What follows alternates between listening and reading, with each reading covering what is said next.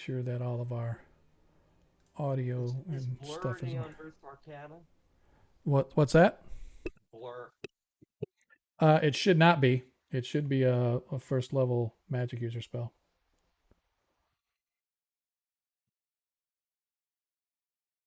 But then I don't know for sure. Hey, we are live.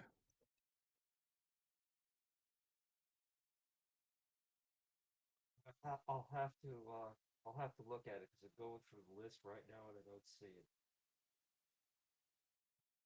You're gonna make me a liar, aren't you?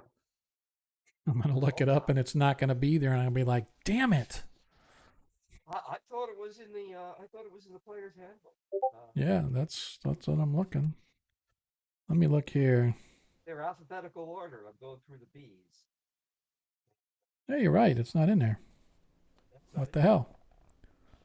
Well, that's no bueno. Let me look and see. Maybe you're right. Maybe it's in the Unearthed Arcana. It's kind of interesting because I've seen Blur forever. Yeah, that's Leave it up to Baron to throw a monkey wrench into the best laid plans. Hello, everybody. If you're out there, we're just doing some sound checks. I don't know if there's anybody out there actually listening or not, but if you're there, wave. All right. Cleric, Druid, Maggots user. Wow, it's interesting. Blur is not even in the Unearthed Arcana. Where the hell did it come from?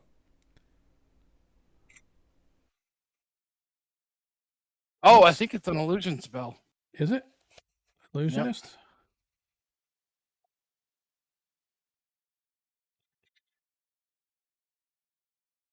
yeah, Uh, second level illusion spell. well, that's interesting. Okay, well, that's fine. You can cast Yeah. illusions, Learn right? that. You should be able to cast I, illusions, right? By the way, for those that have not yet, don't forget I did award the party roughly 10 grand in experience. Make sure you apply it to your characters. I know a couple of you have already, but the rest of you have not. So if you get the opportunity to please do so. And with that, boom, here we go. I'm going to launch this bad boy. Why? Just because I can.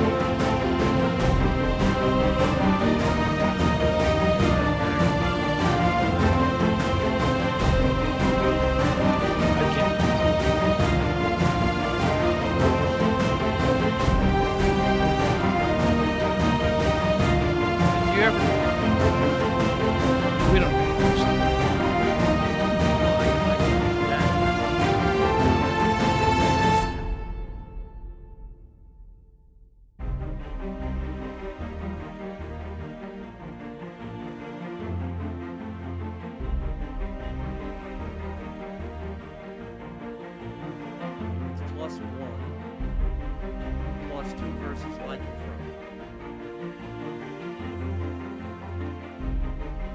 Well, what you can do is start getting yourself a test rig, right? And have all these daggers lined up, and you can just start chucking them from a distance. As I said, if I'm stabbing lycanthropes, I'm done something really wrong. No stabbing. You're going to be throwing them like darts. And we are here. We are live. So hang on. Give me just a second here. I want to give a shout out to Paul out there. We definitely appreciate you hanging with us, dude. Not really sure what you see in our videos. Something we don't see. But if you're liking it, I guess we're doing all right, man. We definitely appreciate it. As far as I'm concerned, we are now and shall always be Shiza Cinema. And for those that don't know, that's our term for shit show. So, hey, man, welcome everybody to tonight's episode. I'm Sean, your host, bringing you together with the finest first edition gamers that this channel has to offer. If you're new here, welcome. If you're an old hand, welcome back. Just want to say up front that we're digging it. Our party has completed the last adventure, so to speak. They kind of completed it. I guess you can call it completed. They killed the bad guy, so I guess they completed it. But we're going to talk about that in a minute. Obviously, the housekeeping stuff we have to take care of all the time just to make sure that everybody knows what's going on. We are here every Monday, 7:30 till 11-ish, give or take. We're also here every other Friday for our 5th edition game, which runs at the same time and on the same channel, just a different group of folks that play. So if you like 5e, catch us on Friday. This coming Friday is a game night, so we will be here. And then, of course, like I said, it's every other week after that. So, like I said, if you're enjoying it, if you enjoy D&D in general, man, come check us out. Those guys are having fun. If you like the old school modules, I actually play the old school modules. I just upgrade them to 5th edition. And they're in the middle of the Caverns of Judge Camp. They're getting toward the ultimate ending. Hopefully they'll be able to make it through, but we'll see. But come check us out there. Also, don't forget, as you watch the stream and you earn tokens, there's a little button or looks like a gold coin. If you look at the chat on Twitch, as you're looking at the stream under the chat box, or you click that, it'll pop open a little window, give you the opportunity to trade in tokens to help our players out. You can give them a nat 1 or a nat 20. It's only for that session unless I decide to roll it over to the next session, because a lot of times we'll get those late in the game, or they'll, like tonight's game is probably going to be a little bit of a slowdown compared to what we've been going through the past few sessions with regards to all the combat and stuff, just because it is going to be post, and it's sort of the mop-up, clean-up aftermath of that particular adventure and what's been going on. So again, you may donate a nat 1 or a nat 20 to your favorite player or your favorite DM. Let's not forget me. I am never one to turn down freebies from you guys, because you are the best. But anyway, so get those in early and often, and then the party can use them to replace any dice roll that happens in the game. So if they happen to have a nat 20 and they roll a critical miss, they can replace that critical miss with a critical hit, right? Same thing as if I roll a critical hit and they happen to have a nat 1, they can replace my dice roll with that. So that's how that works, right? We keep track of it. You don't need to. You just tell us who you want to donate it to, whatever player, character, and or DM that you want to give it to, and we'll make sure that we track them. But again, typically they only are good for this particular session, but I do reserve the right to change the rules because it's my game. Also, if you want to help support the stream as well as help support your players, don't forget, for every 100 bits that you cheer, you can grant a +1 to your favorite player or DM. Much like the nat 1 and nat 20, the difference is, A, you're helping support the stream. B, these numbers or these donations stick around. They go from game to game to game. They don't go away. We keep them. We keep track of them. And we let our players know how many points they still have available to utilize on their dice roll.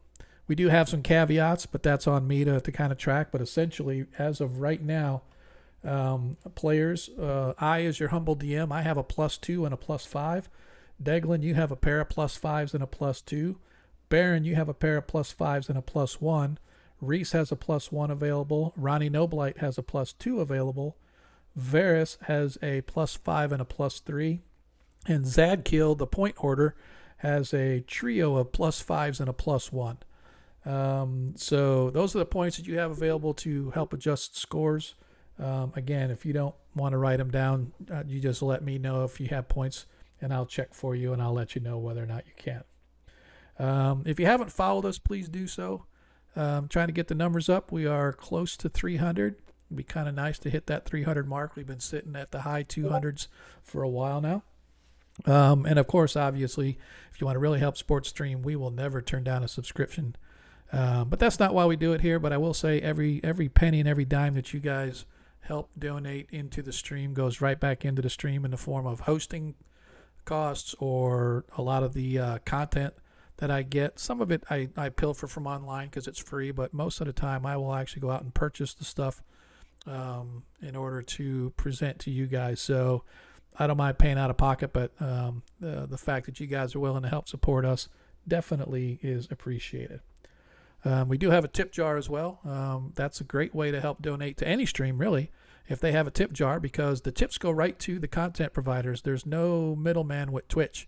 The only thing that gets taken out is whatever your payment processing fee. Like Cannibal, for those that know, donated a very, very generous Christmas gift to me one year, and I bought my Stream Deck with it.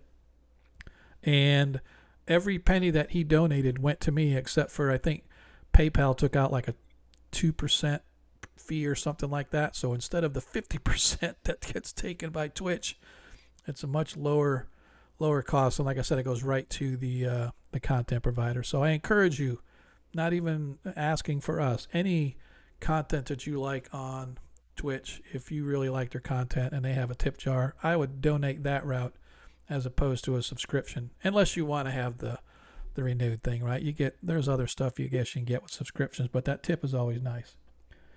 Last but not least, don't forget, we are Greyhawk Crowd. Both my 5th edition game and 1st edition game is in the world of Greyhawk. And so if you want to check out other Greyhawk content, all you do is Greyhawk Creatives team page here on Twitch. So it's twitch.tv/team/Greyhawk Creatives. And I've said all of this, but the easiest way to find out how to follow us or check us out, !socials. Posted it in the chat right as the stream was starting. Encourage you to check it out. It'll give you all the links to where we're at, whether it's our Discord, whether it's our Twitter, it's our YouTube channel, because if you can't catch us live, Twitch only holds the streams for about a week. I post them all up onto YouTube, and I encourage you guys to check it out that way. So that is who we are. We want to welcome you, everybody, to tonight's episode of Agora Quest 21 Shots. Our party has been involved with a cult of followers of a creature known as the Falcon.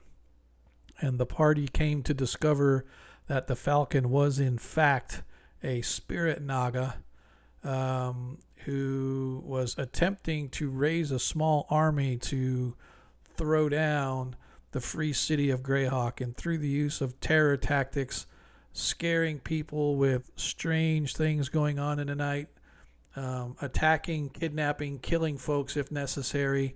This cult was an all-out assault on the free city, and the party came back in time to help make preparations because the church knew it was coming. They've got wards around the chapel that help give them, it's like an early warning system. Think of it as an augury that sends you a signal that somebody's about to do something bad, kind of like Minority Report. You ever watch Minority Report, where they had those 3 telepaths were sitting in the water and they would spit out that somebody's about to do something bad and people would get arrested before they even commit the crime? So that's kind of what went on here as the cultists, which there were a lot of them, assaulted the church. But with the death of the Falcon, as well as some of their key players, the rest of the cult literally broke up and disbanded. The charms wore off. Those who were serving for their own volition elected to throw down their weapons or tried to escape.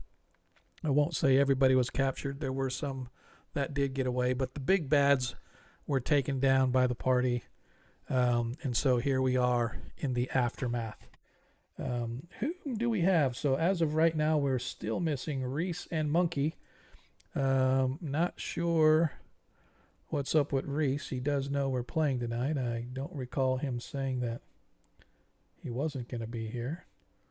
So I guess we'll just kind of wait and see. But we do know that Monkey and Ronnie were going to be running late for each of their own various reasons. But we can still get into tonight's episode as we go. So I'm going to do our socials just one time. I don't know, when you come in, do you see that something that people have already posted, or is it only after you come in that you can see whatever came after? But anyway, I'll post it again. Doesn't matter. So that being said, players, let me get myself set up here and let's get our music going here. Our battle requiem. So you guys have managed, as I said, to thwart the attack on the temple to St. Cuthbert, and in a larger part on the free city itself, as cult members were not only just attacking the chapel, but there were small groups that were attacking other high profile places as well. For example, the mayor's house, some of the more well-to-do or more prominent citizens of the city had their homes under attack. But primarily it was the assault on the Temple of St. Cuthbert that held the Falcon's gaze, as she felt that taking down the temple was step one in showing A, how powerful she was, and B, that she was able to take down those that had taken her down the first time. But you guys have managed to thwart that. You have managed to collect the various goods that I described to you previously, that we need to distribute just to make sure, but I really don't want to go through all of the distribution until everybody's here. So at a minimum, I would like, because like I said, I don't know what's up with Reese. I don't know where he's at. Hey, man. I'm not sure where Reese is at or what, but before we get, I know we've discussed it in the offline channels on Discord regarding passing the goods around, but whenever Ronnie Noblight and Zadkiel actually show up tonight, we can probably jump into definitively trading out items, selling other items if you want to sell them, etc., etc. As I said, post-apocalyptic battle, it's going to be a little bit of a downtime season here tonight, as we sort of go through everything. But you guys do collect your gear. You do collect the gear that I said, and as the battle winds down and you find yourselves back in the main chapel area with High Priestess Eratai, she sort of nods and blesses, takes care of any wounds for those that may have been wounded in the battle, as she summons several of her clerics to the main temple to aid with the bandaging and the healing of those gathered. Additional resources are also sent to the hospital, as there are perhaps 50 or 60 people in the hospital that have been severely wounded, and are now under the care of the low-level acolyte priests, who are in turn are under the guidance of Nikolai, who you all know is the priest of St. Cuthbert who runs Shacktown, where a lot of this information that you guys first came Baron about. knows nothing about these injuries. Yeah. So the healing commences, as the high priestess tells you that you have done well. You have proven your worth to the city and to those of us gathered here. There is no debt that we could pay that would be able to repay what you have done for the city of Greyhawk. And with that, I would beseech that you go find rest. Go find rest tonight, and we shall gather tomorrow when the battlefield has been cleared of the death and destruction that has been wrought upon it. And we shall... How is our paladin friend doing? He's actually pretty well. Little nicks and scrapes. But other than that, he fared really well in the battle. In fact, I don't think he really took any damage. Yeah, he took a little bit. He took, looks like about 20 points, but yeah, he's okay. So... Varys, I asked. Say again? Varys? Oh, Varys stepped away. Oh, did he step away again? No, Okay, I was I'm gonna back. say, I thought you came Oh, he's back. back. Okay. I'm not feeling him though. Okay. Like, I'm putting ear on him. Oh no, don't do that. Yeah, So I know an issue. Varys is going to be led away to the little hospital area so that he can be tended by the priests and whatnot. So, all right. So we may end up having to do a little bit of retcon when everybody finally gets here, but due to the fact that our player himself is not feeling well, I want to get this taken care of. I want to sort of, I was going to do this a little bit later, but I'm going to do this now. And then we can, if you have to leave, Varys, that's totally fine. Because essentially what I was going to do is kind of go through, like I said, sort of the treasure distribution, make sure everybody's up to snuff on their character sheets and what's going on.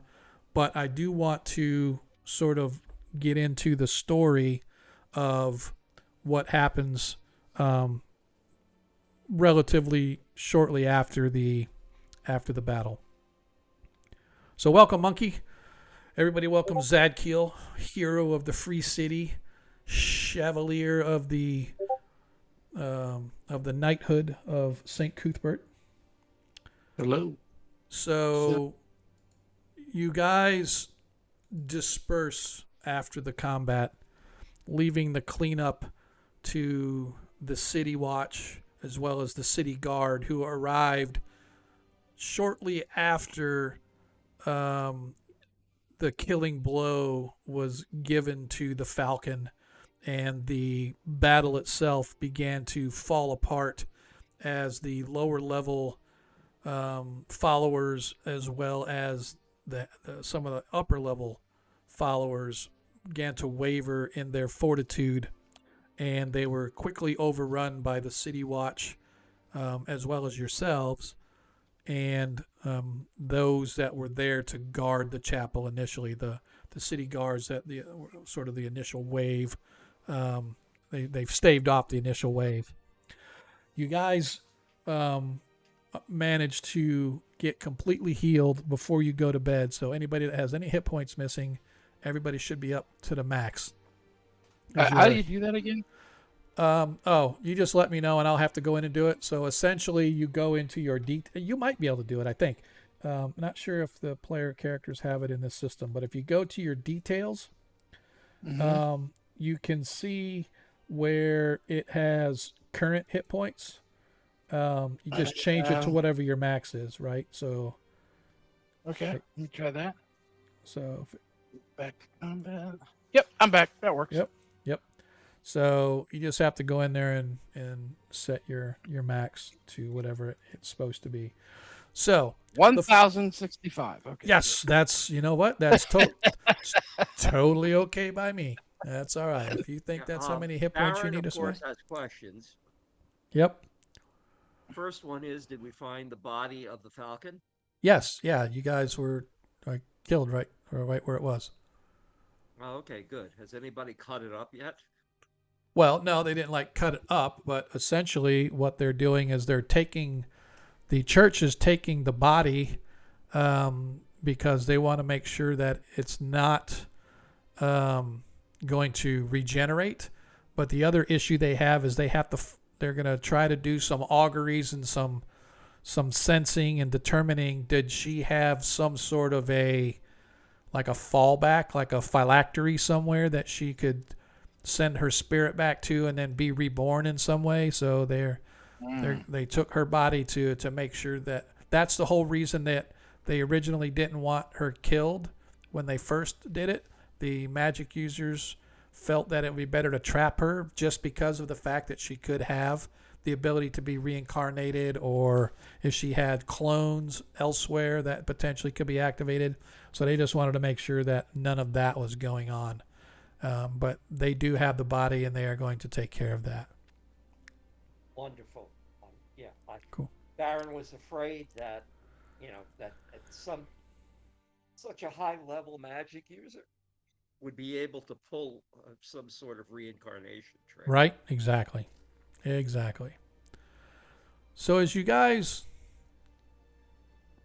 go back to your various places of rest, whether it's your own rooms or you're staying here at the chapel, whatever that may be, you awaken refreshed as you are summoned back to the Temple of St. Cuthbert, as Eratai indicated she was going to do, that she wanted to kind of go through any last remaining threads of your agreement to sort of aid the church and whatnot. And so you're led once again back to that same meeting room you've been a few times now, where a elongated table with well-cushioned chairs, as well as the portraits and paintings of the heroic icons of St. Cuthbert, including Talamar, who is obviously Talisek's grandfather, the first one to lead the assault and the takedown of the Falcon some 60 or 70 years ago. Everything in the room as you come in is the same as it's been for the other meetings you've been. However, the tables, chairs, and furniture have been pushed all the way to the far end of the room. The draperies themselves have been drawn completely closed. The windows themselves completely shuttered. There's light enough in the room so that no sunlight is required, although it's a little bit subdued compared to the sunlight that normally shines through all of these windows. Eratai stands at the far end of the room with a man wearing gray cloaks. They stand right near the portrait of Talamar, Talisek's grandfather, and they look up as you enter the room. You haven't seen this guy before, but you just have this sneaking hunch that he is someone that you're familiar with. He's dressed in black trousers and a pale gray shirt. He has a charcoal gray cloak hanging about his shoulders, probably early to mid 50 years old. He got a well-cured beard with streaks of gray. His hair itself is kind of this ruddy brown. His eyes are very light and sort of this really pale amber color, which is a stark contrast to his darker skin and his darker hair. He has a large curved meerschaum pipe that's sort of shaped like a dragon, and he's puffing on it, and these little puffs of smoke just come out almost like what a modern day train would look like, or a 19th or 18th century train, as the steam sort of puffing out of it, right? I recognize him. As Eratai turns to you, she smiles and she says, "Friends, it is so good of you to return as requested. I would like to introduce to you to Mizab Zalen. I don't think I need to tell you much about him, as you already probably know as much as anybody does whom he is. And Mazab sort of steps forward, grasping each one of your hands in turn with a firm grip. He sort of smiles and chuckles. His eyes look a little bit sort of wild, almost like a child having met his heroes for the first time or something, right? And he sort of goes to each one of you, very exuberantly shaking your hands. So, my friends, sir, I am sure you have questions, so please ask away. Oh, we thought you were dead. Well, yes. So I find that there are many times that I must go on sabbaticals, so to speak, and sometimes these sabbaticals are relatively short periods of time. Other times, I must say that yes, I lose track of what is going on around me. I get absorbed in my work, in my study, and my refreshment, if you will, and so this time I apologize. It has been so long, but I am so glad that you were able to replicate my original searching and discover the lair of the Falcon. For that, you are receiving high praise from me. Cool. Thanks. As he's talking, He looks human. He looks human, right? yeah, he definitely looks human. He just, like I said, he's got the gray, he's got the ruddy beard. His eyes really light. He's, like I said, he's looks like somebody who's a little bit wackadoo. His eyes are a little bit kind of wild, but you can almost attribute that to being almost childlike, right? He's just kind of very excited or whatever. And as he's talking and discussing with you guys, you watch as Aratai just sort of moves around the room slowly, sort of checking the curtains, checking the windows, etc. So, questions. This is the only question you had? Yes, I apologize that you thought maybe perhaps I was dead, but I am not. I'm here. I am not dead. I'm just thinking, just human aging wise, you should be a lot older. So wizards nowadays, they have ways to make their skin look so fresh and youthful, which is one of the reasons that I must periodically go and refresh myself because, well, you know, over time in the city, they start to wear you down. So I went out, and as he's talking, if you were sort of intrigued by the fact that here is Mazab, this wackadoo wizard that you guys thought was dead, was standing before you, almost instantaneously, faster than you've even seen Ronnie Noblight change from himself into a crocodile or a squirrel or a bird or whatever. Suddenly, this human mage vanishes and begins to grow. And within a mere few seconds, you suddenly see this huge dragon, some 50 feet long, stretching end to end in the chamber. The high priestess herself begins to laugh. I'm Begins to laughing. laugh as you guys are suddenly staring. He occupies almost the entire length of the chamber, and he stands perhaps 10 feet in high.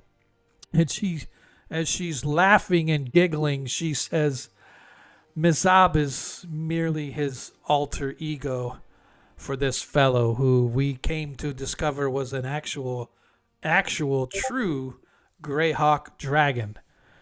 We weren't sure how to explain this to you, so, well, he felt it better if he just showed you himself. And as he that would explain all the books on Dragonflight and all. As he's sort of the dragon sort of laughs, and his voice is completely different from Mazab's human. It is now more of a somber, smooth, baritone sort of voice. And unfortunately, it's the only way that I could try to get more knowledge into those who sought about dragons rather than going out slaying them just to learn about them. I was hoping that my research, as I posted it, would be much more taken much more seriously by those who read and studied. But unfortunately, there are still those who think it is mere poppycock. And so they continue to go out and, rather than passively and peacefully study these family of mine, they elect rather to try to even those dragons who are known to be ill-mannered and ill-tempered. You can still study and investigate without having to slay them in order to do so. But we are making progress, I think. So, Perfect. Not the dragon and Baron bows. He says, "This explains the exquisite detail in your aerial maps of the area." yes, I have always been attracted and interested in magics that deal in flight for obvious reasons. And so those maps actually were, I was studying where I was not in my normal form. I was in my human form using my spells of flight. But you are correct. When those magics were no longer able to sustain me, I took to my natural form to continue the research and the investigation. So it is it's unfortunate that I was gone as long as I did, but you are truly stalwart warriors, and I am most impressed. And I feel that the city made a wise choice in asking you to assist it in throwing down this evil temple. It's our pleasure. So, you are welcomed into a table where refreshments, food, and drink are served. After a period of time, perhaps an hour or so, let me first of all, I forgot to advance the clock, so it's probably roughly noontime, the 18th day of Fireseek, when Mazab shifts once again into his quote-unquote human form, and he once again goes and shakes each of your hand. And as he shakes each of your hand, he hands each of you a gold coin. And as you look at the gold coin, you see that it has the original stamp of the original mint from the first coins that were minted when the City of Greyhawk was first created. Hundreds some odd years ago. And these are token of my appreciation. They're not worth any more than the gold that they are minted on, but you do not see these very often in the world, and perhaps someday if you are in need of coin, you can take them to a seller or a buyer and see if perhaps you could get. Is this a coin from your personal treasure? It is. I am doubly blessed. Yes, I have found that I don't necessarily have the desire or the need to have a hoard of treasure like some of my brethren, but I do have some things that I do prize, and these coins that I give you are a prize, for they were minted in my youth, when the city was first being created and Zagia Girgarn held his held his court here. So they have meaning and sentimentality for me, but I think they are in good hands. I hope they will keep you well and keep you safe as a good luck charm. Thank you. You're very welcome. And so with that, he sort of bows once again. He takes a huge puff on his pipe, murmurs a few words, and suddenly you hear this like a popping sound, like air was there, or something was there, and then the air rushed to fill a void, and the dragon, human, whatever he is, Mizab, is gone. The high priestess shakes each of your hand again. Your contract with us is done. I am happy to say that, or I should say that I would hope that should we ever need of your need services of any again, you shall be at the top of my list for conscription. But until that day comes, may your swords always be sharp. May your magic flow freely. And may your hearts sing with what adventures you have completed and what those of you had to come. And she sort of bids you all farewell as she departs to go attend business of the church, including overseeing the cleanup and other post-battle activities.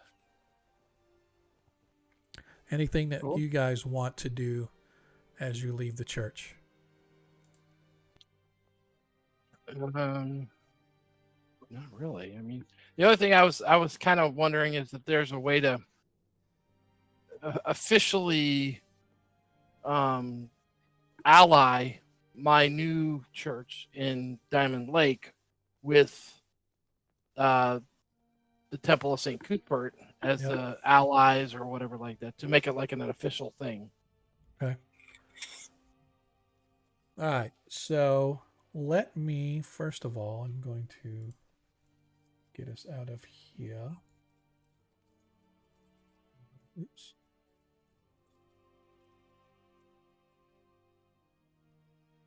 As we shift over to the other map. What? Somebody typed with my name. Oh, that was me. No, that was me. Oh, I was like, how did I do that? Yeah. No, I'm sorry. I did that. Yeah, if I'm selected onto your token, when I type, it'll show up as you. And if I'm not paying attention, it'll show up as you. So, friends, I am going to start with Varys.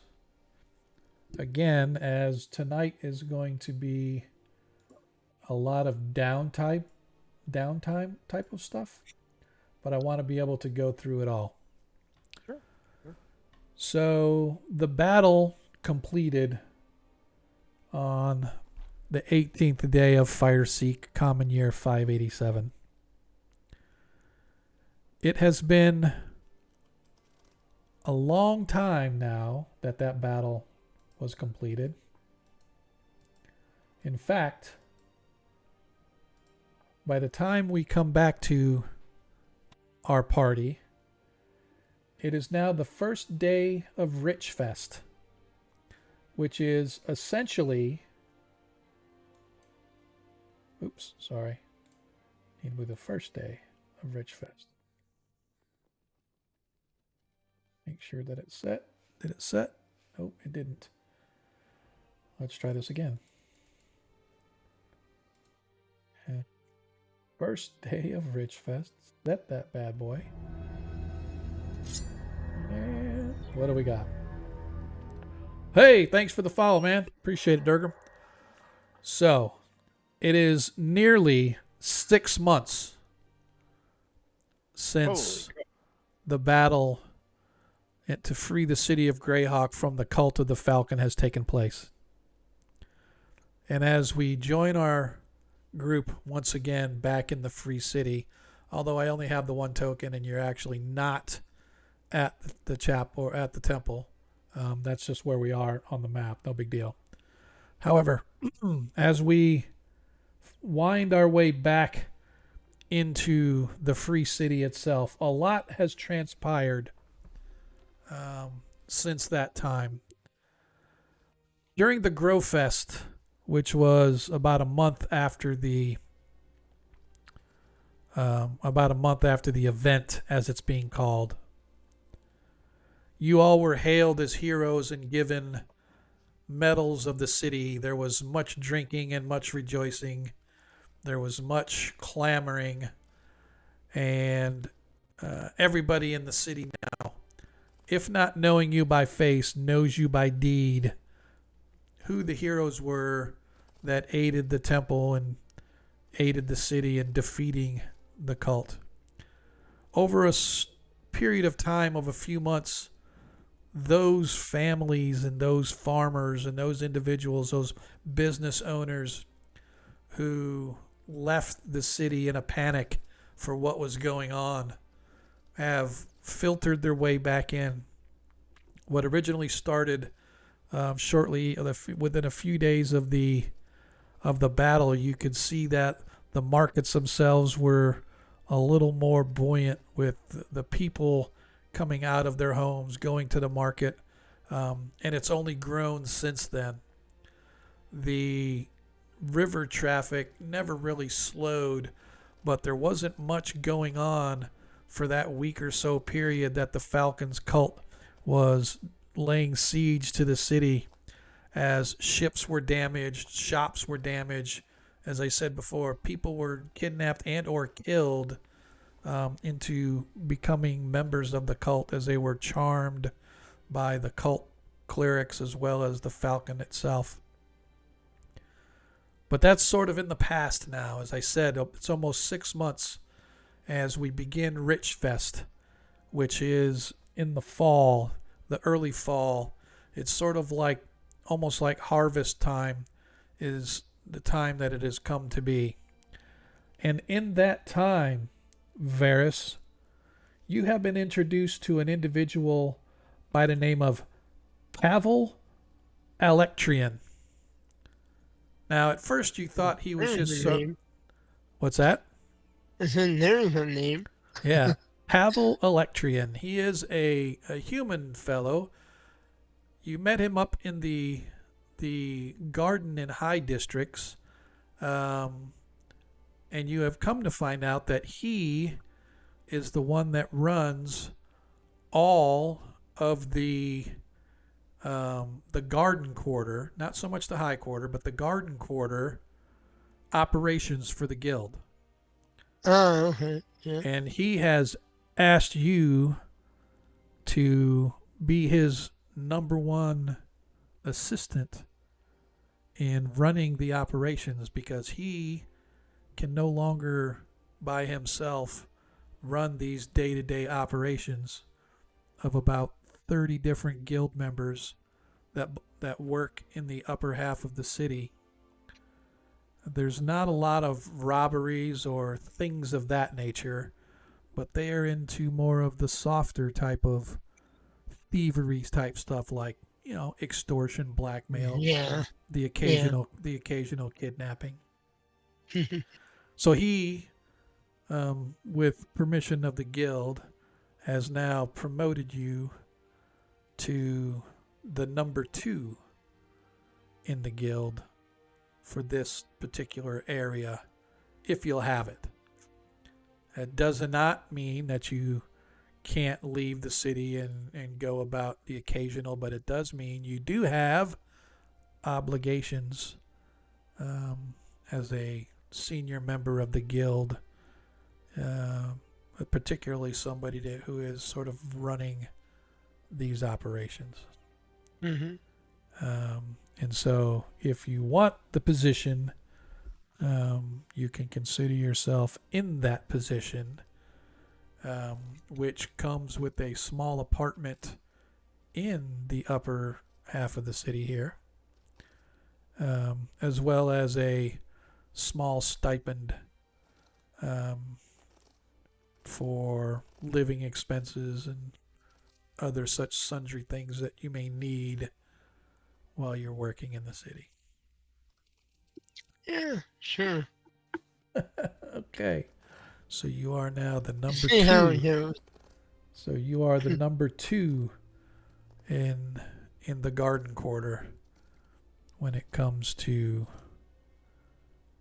running the show.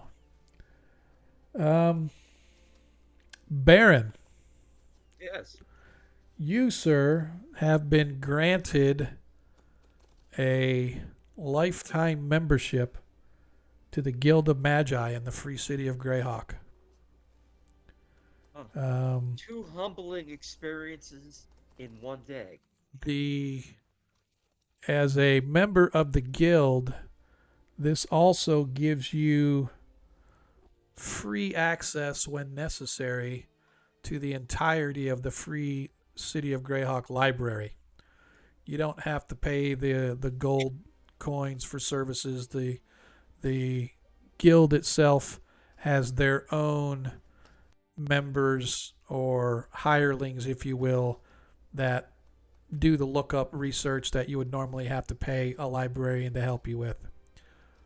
The guild covers that cost. And that being said, the entirety of the library includes the heretofore unknown, really, really ancient texts that are in the sub-basements of the library that most folks don't even know about, but hold writings and learned material from all over the Flannis for hundreds and hundreds and hundreds of years. Some of the parchments so old that it requires magic just to keep them going.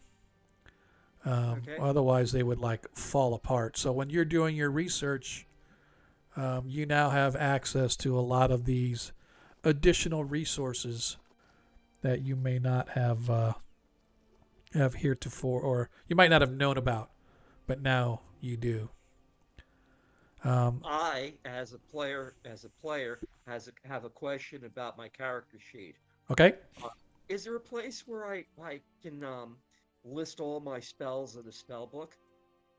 You let me double check. I think there should be. Probably under one of the I've been notes. looking and I can't find one. So I would go to description. Which is the very last one, the little feather on the bottom. And then if you mouse over the big white square in the upper right corner, you should see the edit. Just click on that, and it'll let you type whatever you want in there, and it'll save it for you. Okay, now will that go into my my spell list? No, it won't do it. This is just for you just want a handy dandy quick notation of it. Well, I've noticed that there are spells that I know that are Yep. not in my spell book on the on my spell list. Oh, okay. Yeah. So your spell list is only the list of spells that you have prepared and ready to cast. Okay. Okay, It- because there Yes. should be a but I've gone ahead and I've gone back. Yeah. And look, like it says I know invisibility. Yep. Okay, but it's not in that menu. Right. Oh, I see what you're saying. So I think what you have to do is let's say on third level spells, if you have 2 fireballs that were cast, right? Yes. If you go over to the right, the middle one, it says remove spell from slot. Okay. If you Fireball. Yep, and then it'll say, do you want to remove? Then you say yes, right? Okay, so now if you click and drop down, why does it? Yeah, it doesn't have. All right, so which one is it? Is invisibility? So There are a few that are on there from various levels. But okay, I don't know how to enter them in. so let me really quick here. I'm looking at your equipment here real quick. Why does it not have? I'm going through it. Yeah. Yeah, you should have everything in a spell book. I thought you had a spell book, and I thought we put all your spells. Oh, that's why. So, if you look on your inventory, That would be the that would be the list. gear. Yeah, the gear. Right? You click on that. If you go to your where you have invisibility, which is your spell, go over to the right, you see it has a little circle with an exclamation. It means not carried. You have to click it to say carried and then click it again to say equipped, which I just did, by the way. Okay. And now that spell should show up in your, at least I think it should. I'm going to go look just to be sure.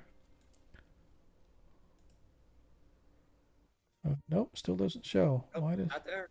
Wait, is invisibility a second level spell or a third level? I think it's a second level. Let's see what we have here. I'm going to take away one of your webs. Okay, go ahead. I just did that. And invisibility is there now under second level.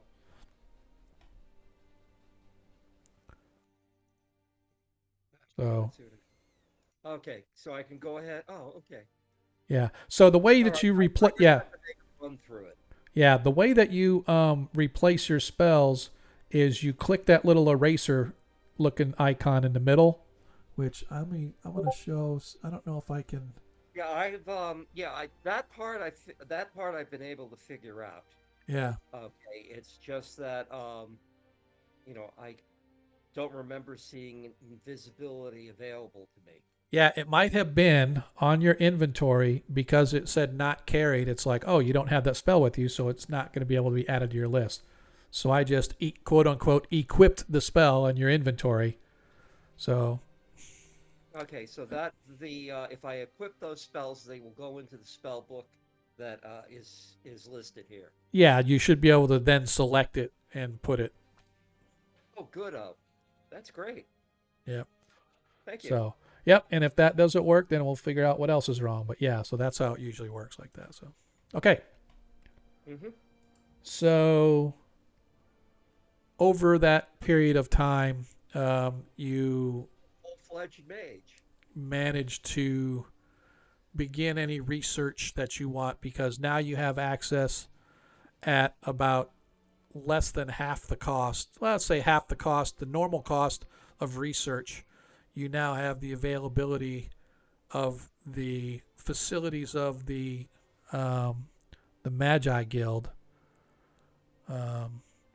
so that if you're doing research on spells and other such things that cost money, it won't fix the time issue, but it will cost you half the cost if you're doing the research here in the City of Greyhawk.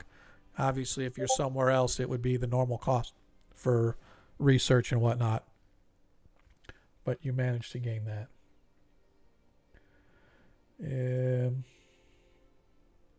Ronnie is not yet here.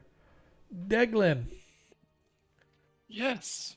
So over the past 5 or so 6 months, as you originally during the small downtime between the first encounter with the cult and the follow-up search for the Falcon, you made your way out of the city and over to Diamond Lake.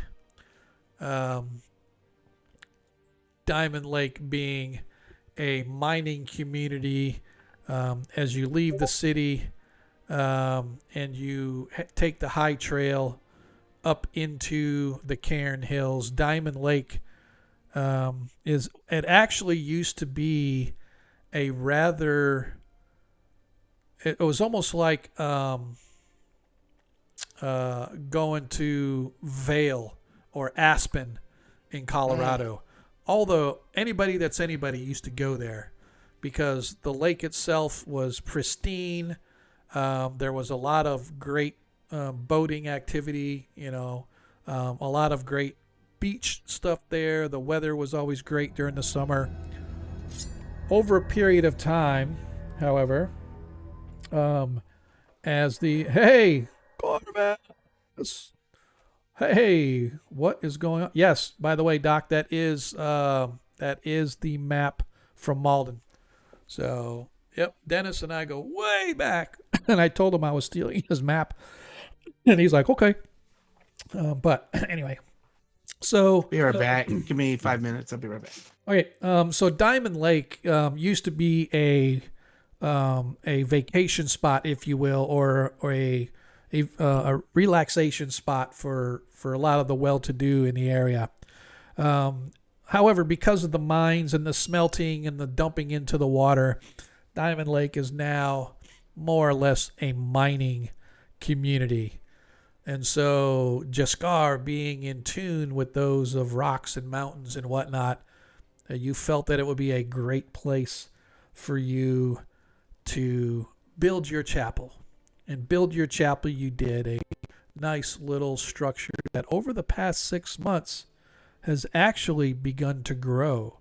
You've begun to attract some followers in Diamond Lake as you've spent several months up there now teaching and preaching the ways of Jaskar. No, Doc, I'm not. Maybe if I was, it's kind of funny that you mentioned that. Sorry to get sidetracked. But I was actually thinking that should this party happen to get to where they want to be, and that's where we end it, and then their NPCs would be part of the city and we start over, I would start in Diamond Lake with Age of Worms. I think that would be a perfect one. I've never run Age of Worms. I've read through it. I think it's pretty sweet, but I have never run it. But the reason we're doing Diamond Lake is because Deglin said he wanted to build a thing at Diamond Lake. So he said, okay, we're going to build a thing at Diamond Lake. But he is a priest of Jaskar.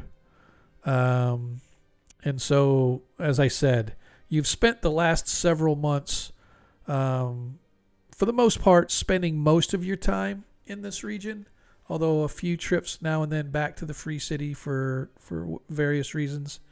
But as you have built this chapel, it has actually grown. You now have a building that not only has the chapel, but has a small series of apartments attached to it to house 3 young priests of Jaskar, 2 of them human, 1 of them a dwarf, that have met and asked to sort of join you at the church as they heard about your exploits and how the might of Jaskar was wielded in taking down the ancient cult of the Falcon. And so they wanted to be a part of that legacy. And so they have followed you here to Diamond Lake to help you build the church.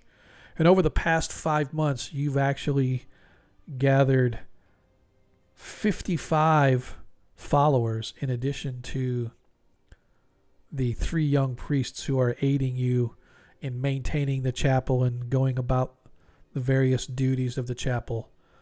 But the chapel to Jaskar has become a popular place for some of the non-dwarven. Hey, thanks, Jay. Lady J, appreciate it. I'll see if I say that right. Lady JE 73. Does that mean you were born in 73 or that you are 73? I don't want to say for sure because I'm pretty old myself. But welcome. Appreciate it. Appreciate the follow. But as you sort of look and you see that most of your congregation, nice. So I got you by like 2 years. I always say 1981, but it was really probably 80 is when we really started. But I always tell the story, and I hate to get sidetracked again, but that's okay because tonight is, by the way, for those that are starting to follow, thank you. Appreciate the welcome. Don't forget ! Socials. I'll even do it for you so you don't have to, so you can just sit back and relax. That's where you can catch us everywhere. If you don't catch the whole stream, you can catch us on YouTube when I post it over there. But our party has been recently involved in a lot of cult activity, and they finally took down the cult last session. And so now we're just kind of in the aftermath and just sort of, it's going to be kind of a slow night as the party finds out what happens in the aftermath, and we kind of go through a little bit of downtime stuff. Hopefully I have enough material to drag it out till the game ends, but we'll see. We can figure something out. But that being said, most of your congregation you're finding is human, because most of the dwarves and whatnot follow the dwarven clerics. But you do have a couple dwarfs in your midst, in your congregation. But like I said, most of them are the humans, and most of them are mine workers of some kind that work within Diamond Lake. However, but the big crux here is that you now have a congregation, and so once a month we are going to have to determine how much the chapel made, and you are going to have to determine how that money is spent, what you want it to go to, whether it's maintenance and whatnot, and we'll get all that figured out for you on what the costs are. The priests, obviously the clerics don't need to work for money, but they do need to buy supplies, and they do need to feed themselves. And so I'm going to start it off by saying it's going to cost you 5 gold pieces per month in order to, just for the food supplies for those 3. Okay. So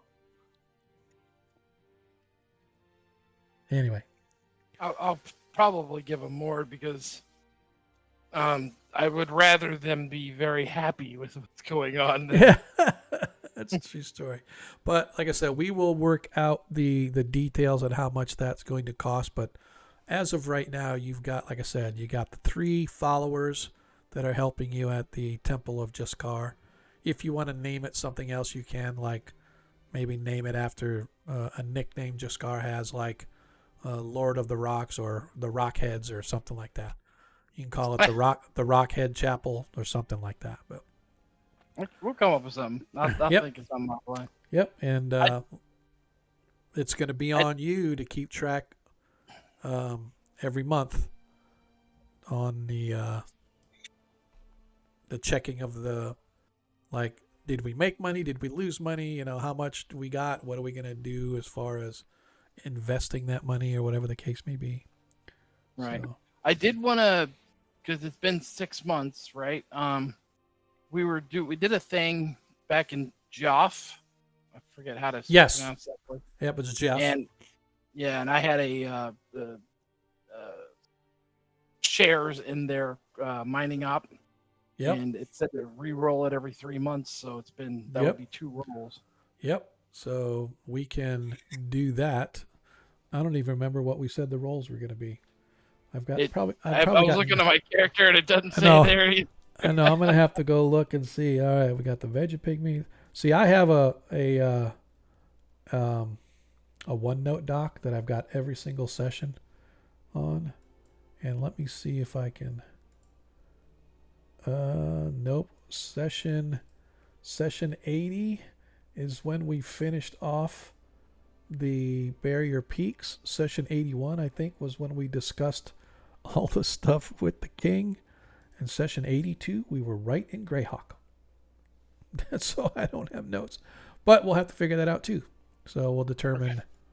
Okay. There's some 5e stuff that I can use their sort of plagiarize how they do things on maintenance and stuff, because I'm going through that with my current face-to-face game here at the house, where they have to roll every 10 days to see how much money their business made or lost. So, cool. All right, let me get back to this stuff here. So, you are at Diamond Lake still when Richfest begins. Well, I'm going to say you've made it back to Richfest, because Richfest is a very big festival, particularly with the Druidic sects. Just because Druids, the Druid faith, particularly like Obad High and whatnot, they are very big on the various festivals, because they all have to do with earth, whether it's planting, tilling, harvesting, whatever the case may be. So the festivals are always really big when it comes to the druids and whatnot. So we've done Baron, we have Deglin, we did Varus. Is Zadkiel back? I think you would. Yes. Oh, Zadkiel is back. So I'd like to welcome you back, Zadkiel. For those that don't know, So I welcome us to you. Zadkiel stepped away for a moment and now he is back. So Zadkiel, as a true holy warrior of St. Cuthbert, you're not one to receive accolades and whatnot, but it is always nice when your peers recognize you for your deeds, whether it is in a festival combat like jousting or hand-to-hand combat throughout the festivals, or if it is in real life leading men in battle, showing your battle prowess and leading your crew to victory in the name of St. Cuthbert.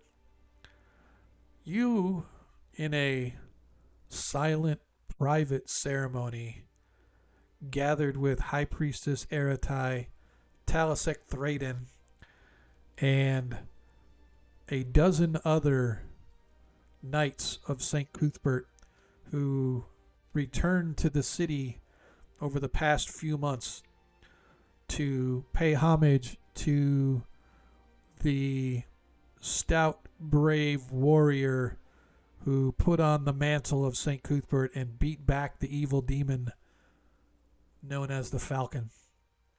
And in a private ceremony with those dozen or so soldiers or paladins of St. Cuthbert, you are honored and given a special symbol shield to wear upon your breastplate or as a clasp for a cloak, whatever you desire to display and use it for, but as an official member of the Knights of St. Cuthbert Greyhawk chapter, so to speak.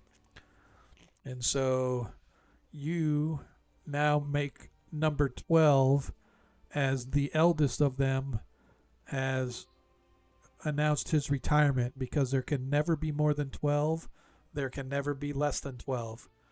So whenever one is ready to retire, they bring another that they deem to be worthy as a member of this select group. And so you are anointed into the knighthood of St. Cuthbert, this, like I said, this Greyhawk chapter.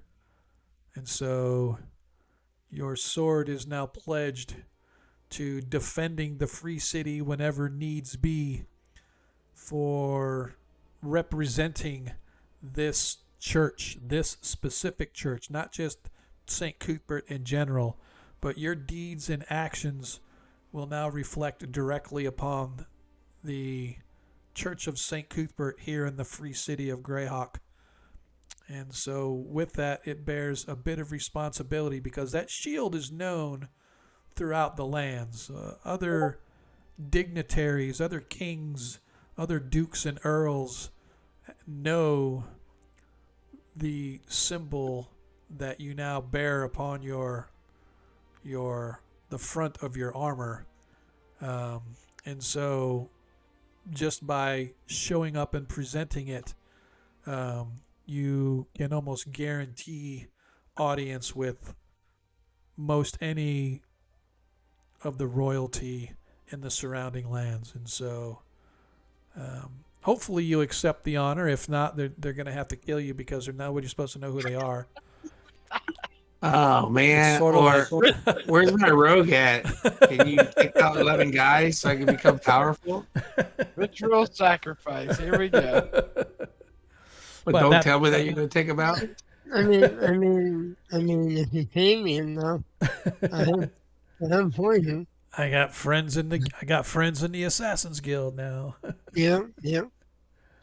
Yeah. Nah, so, but yeah. So, so unfortunately, we don't have our others here.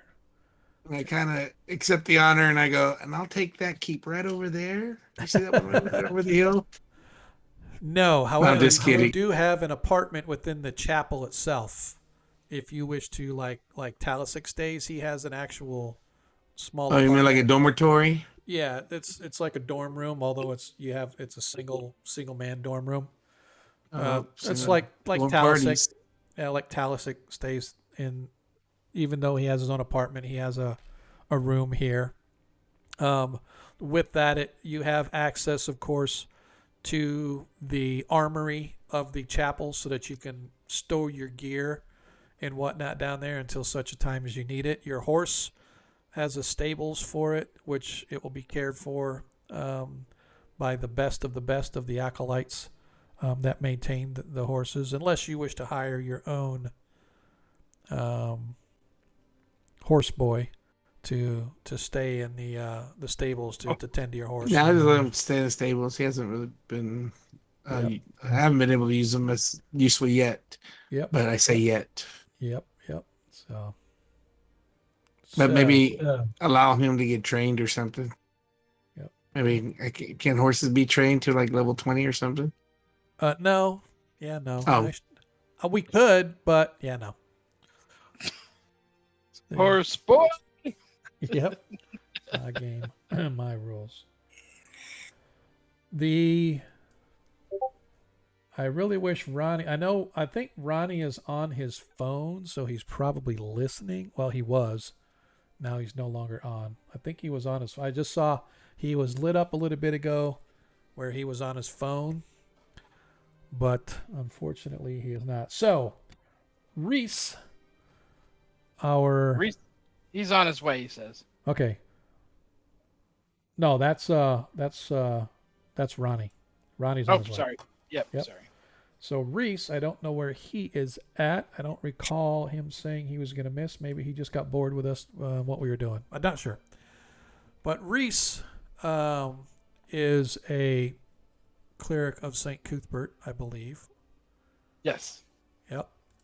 He has been granted a position at this chapel, and his job going forward is to oversee the training and tutelage of all the new, fresh, incoming acolytes within this particular temple.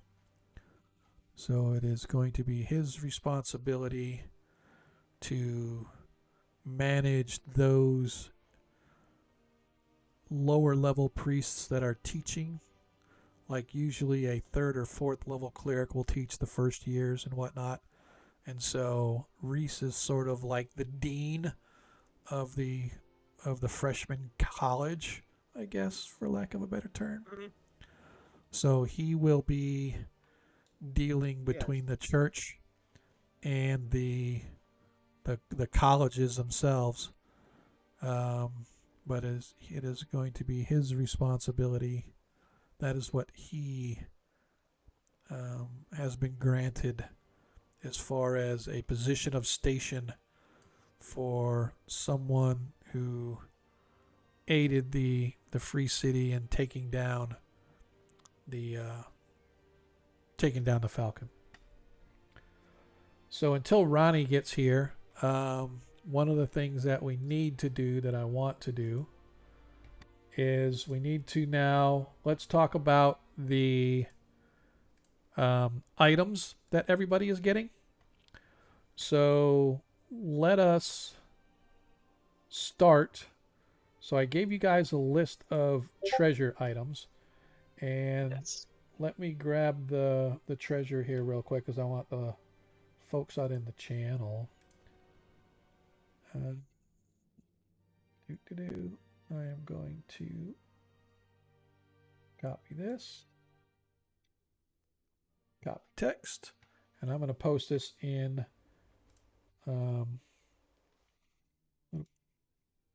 Post it in. I guess I should just do it in the Discord chat. Not Discord, but in the stream chat. Will that let me post it? Yeah. So this is a list of all the treasure that the party got. So if anybody wants to take a look at it, I just posted it in the. Yeah. Anyway, so that is sort of the list of treasure that they got off of the Falcon, as well as some of their hirelings. So let's start first with Baron.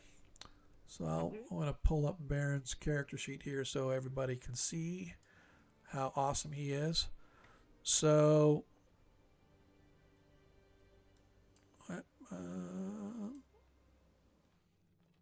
elite. For some reason, you've got. There we go. No I'm idea just what's going on. Yep, I am. Copper, silver, gold coin. We don't need that. All right.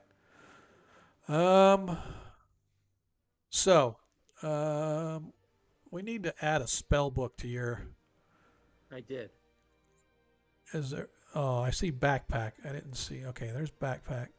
Okay. Yeah, there's a spell book and a traveling spell book. I haven't written anything in them yet. Well, I'm just saying, I'm looking on your character sheet. I don't see any character sheet that says. Oh, there it is. Spellbook and traveling. Yeah, so that's what I'm. Yeah, so the thing is, I think instead of you creating it, you tell me what you want. I'm just getting rid of these really quick, Okay. because I can go in the items list and I can do a search for spellbook. Okay, well, I went in and I searched for one and I didn't see what listed. That is weird. That it's if you go spellbook 2 words. You can't if you do it as 1 word it won't show up. If you do it as 2 words it'll show up. If you go under the item. Yep, I am going to add spellbook here. Yeah, I have a ring of spell storing which I need to use, and the invisibility is not on the it's not on any of the lists yet, to my knowledge. All right, I'm looking for where the spellbook showed up because I dropped it on your sheet. Yeah, spellbook blank. Yeah, that's what I was looking. Where did it show up at? I'm missing it somewhere. Okay, it's under scarf. It's above copper coin and below scarf. Oh, there it is. Okay. So what we can do here is we can edit this. I can't remember if it's 5 or 10 pounds. 5 pounds. Yeah. So I don't think it necessarily. I don't know if. Well, it might let us. So what I would do if I were you from now on, or starting right now, and so I'll do the. I can't do it on the stream version. But if you click and hold on a spell and you drag it, put it over the top of the spell book and drop it, it'll put it in the spell book. So then you won't have 1,000 items here, right? So you can just take, like, I'll take Burning Hands.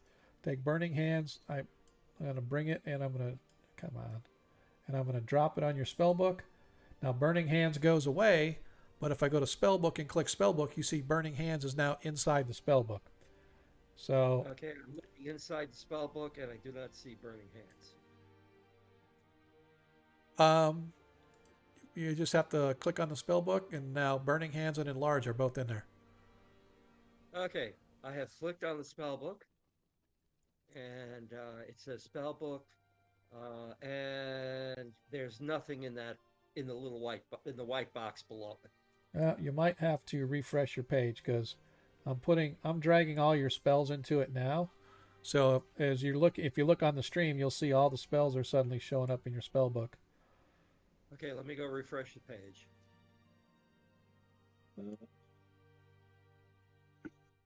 Like I said, I'm just going to drop these in there.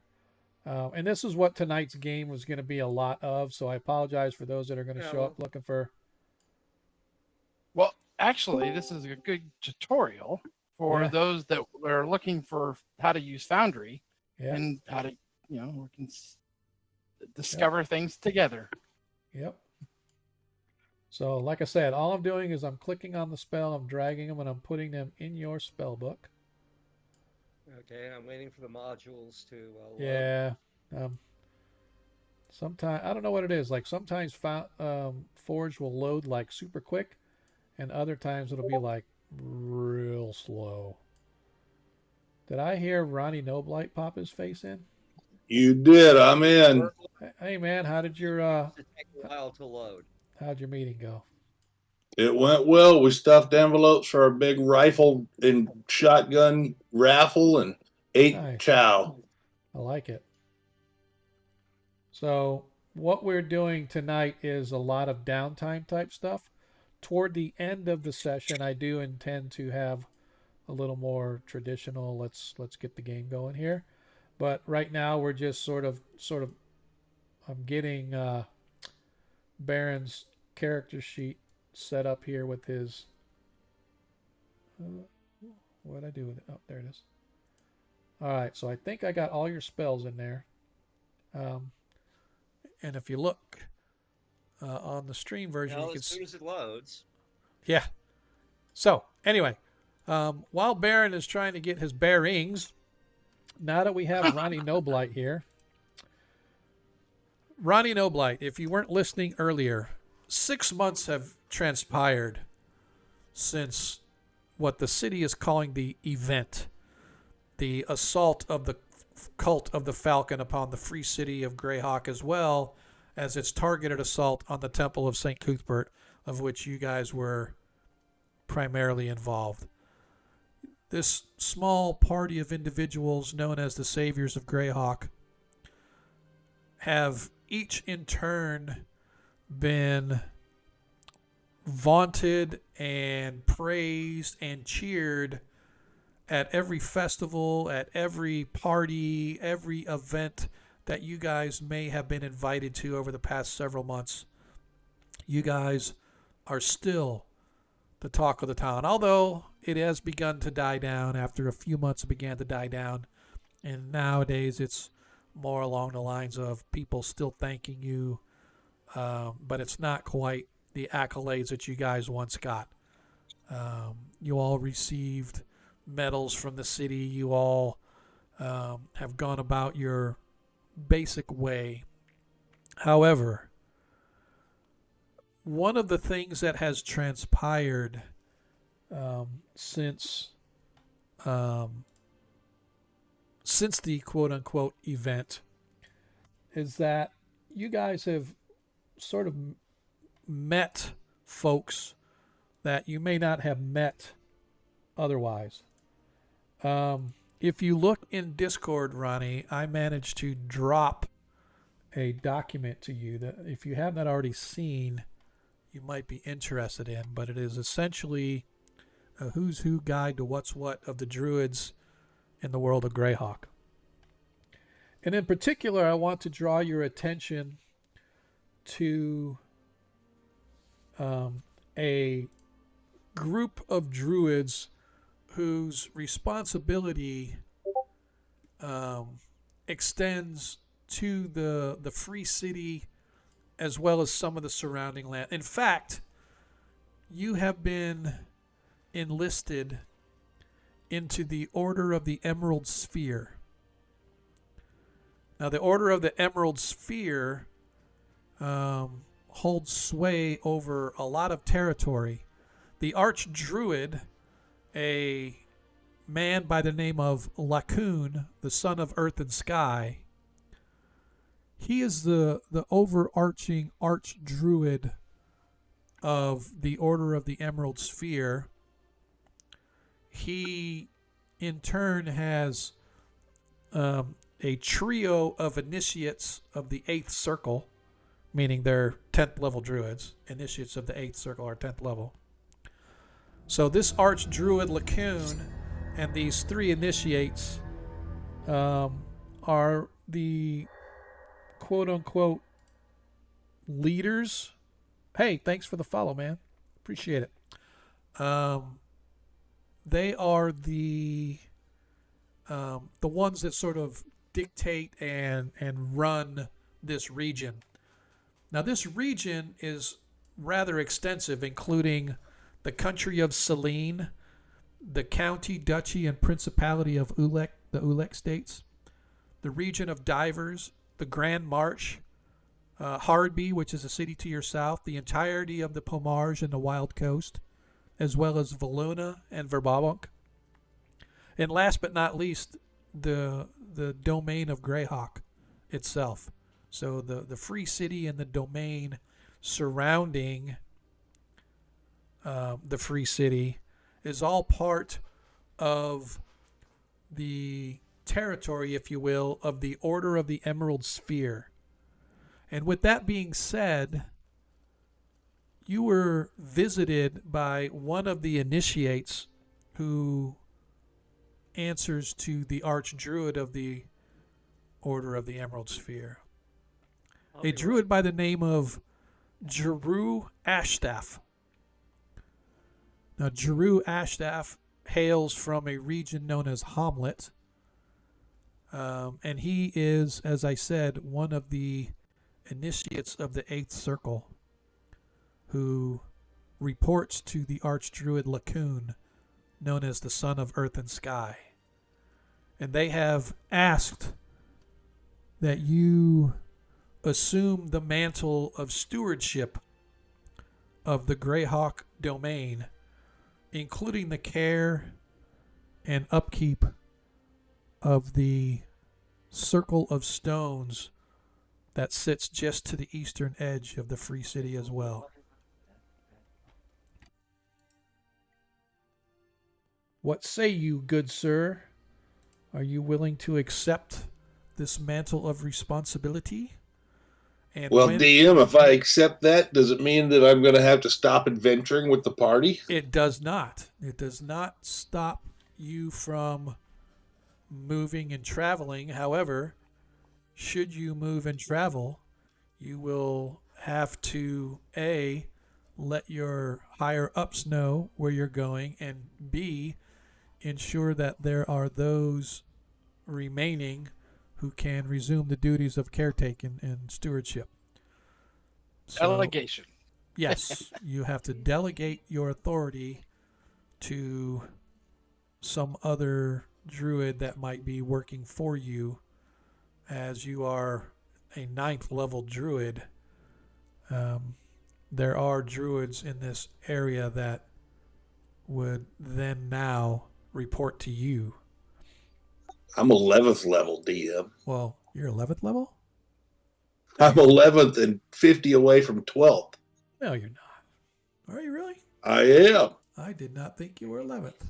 So if that was the case... Oh, wrong guy. Let me see. I did not think you were that high, Ronnie. I swear to God, I didn't think you were that high. So that means... Closer to 12 than me. Yeah. So that means, Ronnie No Blight, that yes, you can take the stewardship, but you may, here in the near future, have to undertake the tasking. And that is to go and enter into ritual combat with one of the other initiates. Oh, I want to see this. One of the other initiates, so that you may end up assuming the role of initiate. That being said, if you assume the role of an initiate, you will be required to remain in your region. Now, that being said as well, if you look at the territory that the Order of the Emerald Sphere controls, that's essentially the entire central Flannis, from... Yeah, that's a huge area. From the Ulek states all the way to Greyhawk. But that means if you guys head out west to go back to Geoff, or if you guys head east to go some other place, you would not be able to go because your duties are there in the as an initiate working for the Archdruid. So, Well, I think that the natural progression for Ronnie is to go for one of those positions, whether he wants to do it or not. Yeah. Yep. So that can be fodder for another, because I would have to prepare that and make sure that we are ready to go with that particular quest adventure for Ronnie. But that won't be tonight. Just so we set the expectations, that would not be for tonight. All right. Okay. Did the other guys also receive similar type commissionings? Yes. So Baron was given full membership to the Guild of Magi for life, which now gains not only access to the library for free instead of having to pay the gold piece per hour or whatever it ends up being, because the guild has its own researchers in the library. It also means that he has access to the guild's research facilities, which will cut his research costs in half. So he got that. Deglin, before you guys even, well, actually in the middle of when you guys started this, after the first adventure, he went off to establish his own little church dedicated to his deity in the little mining town of Diamond Lake. And over the course of the past 6 months after the event of the Falcon's attack that you guys thwarted, he has been back at Diamond Lake nurturing his chapel to the point where he now has 50 plus followers, as well as 3 hireling, henchmen, whatever you want to call them, mid-level priests who have followed him and are helping him maintain that chapel and do the services and yada yada yada. So he has since established his own little church there. Reese, your priest of St. Cuthbert, was offered a position in the Temple of St. Cuthbert here in the Free City, where he will be managing and overseeing the tutelage and teachings of all of the freshman class of acolytes, so to speak. So all the new acolytes coming in, it is going to be his responsibility to ensure that they are housed, clothed, and instructed properly. He's kind of like a dean of the freshman college, if you will. Or a DI. Yeah, or a DI. Zadkiel was brought into the fold of a sect of paladins of St. Cuthbert. There are 12 of them that belong to this particular church, and there's always 12, never more, never less. As they bring one in, one retires.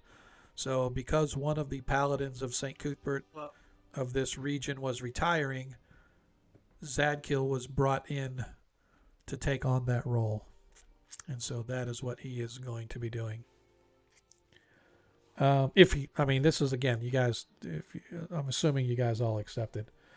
Varys was introduced to some well-to-do individuals, and now he sort of has a job managing some members of his own guild in the day-to-day operations in the High Quarter.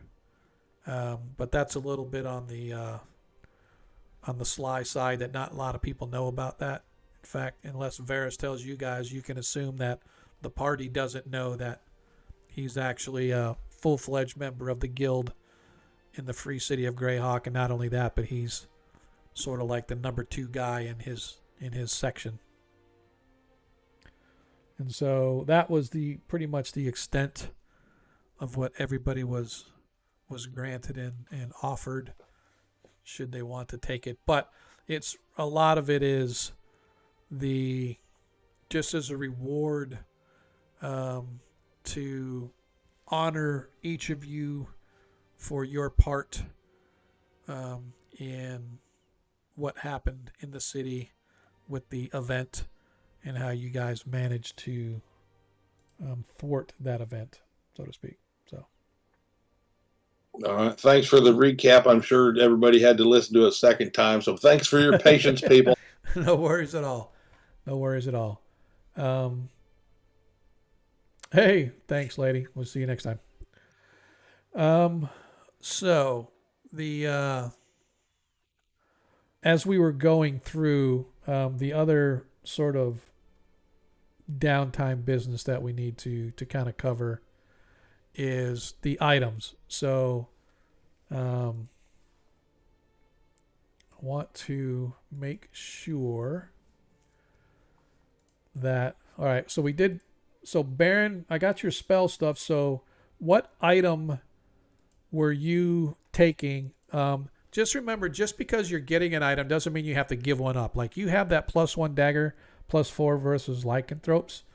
You don't necessarily have to give that up. You just know that you got, what was it?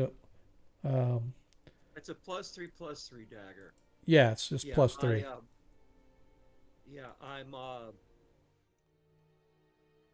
I personally don't want to carry the lycanthrope dagger. I've got a feeling that there are other people, such as Varus, who might be able to make a better use of it.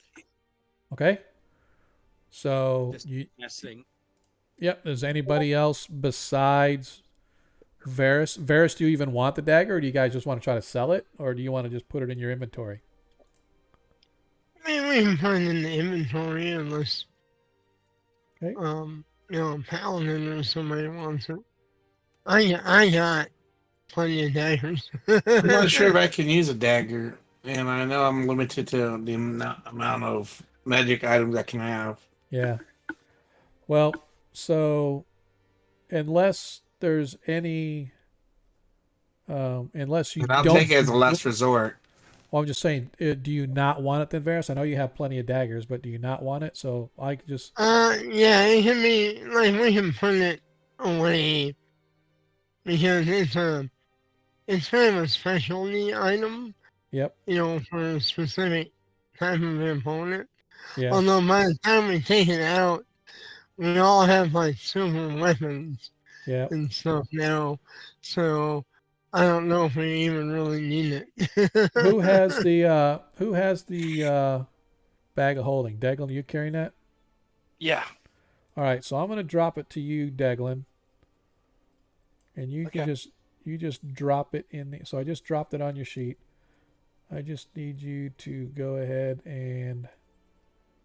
I've in the treasure journal, I went ahead and put all those things in the bag of holding. Okay. And we can just take them out as they're divvied out. Okay. All right. So, where is it?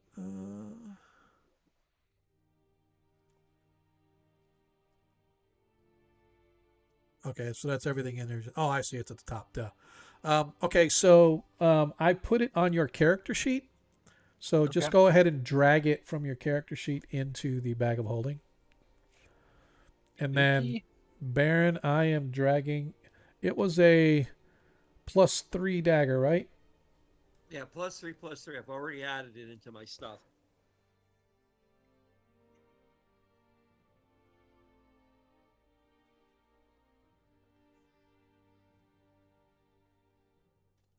I think I actually figured out how to do that. Okay. So I don't think you're able to drop magic weapons, are you? Well, Are you able to find magic weapon when you do a search? Because normally it only shows up under the GM stuff. Because I just dragged yeah. Okay, let me go combat. Yeah, dagger +3 melee. Yeah, that's what I just dropped it onto your sheet. Okay. And how? All right, let's see. Click proficiency. Yes. Okay, I can use it now. Yep. Why is this done? All right. So anyway, yeah. So I just went ahead and there we go. I was just looking to see if. Yeah, just as a reminder, if you guys go to add something on your character sheet, don't just create an item and type it. Go to the item at the top of the the top list of icons, if you scroll across the one that looks like a suitcase, that's items. You should be able to search for player stuff. Like you should be able to put regular items, but any magical items, normally those show up under the GM item list. So I don't think you guys actually have access to those. So, but I just want to make sure that, because if you just type in something and add it as an item, it won't work as an item, like if it's a weapon, let's say, because you have to go in and set all the settings for the weapon and all that stuff. Whereas if you just drag it from the item list onto your character sheet, it'll automatically be there. But magic stuff I have to do for you. Anyway, all right. So there's a potion of gaseous form which I saw that is not in with my gear stuff. You have a potion of gas form? That's what Okay. it says.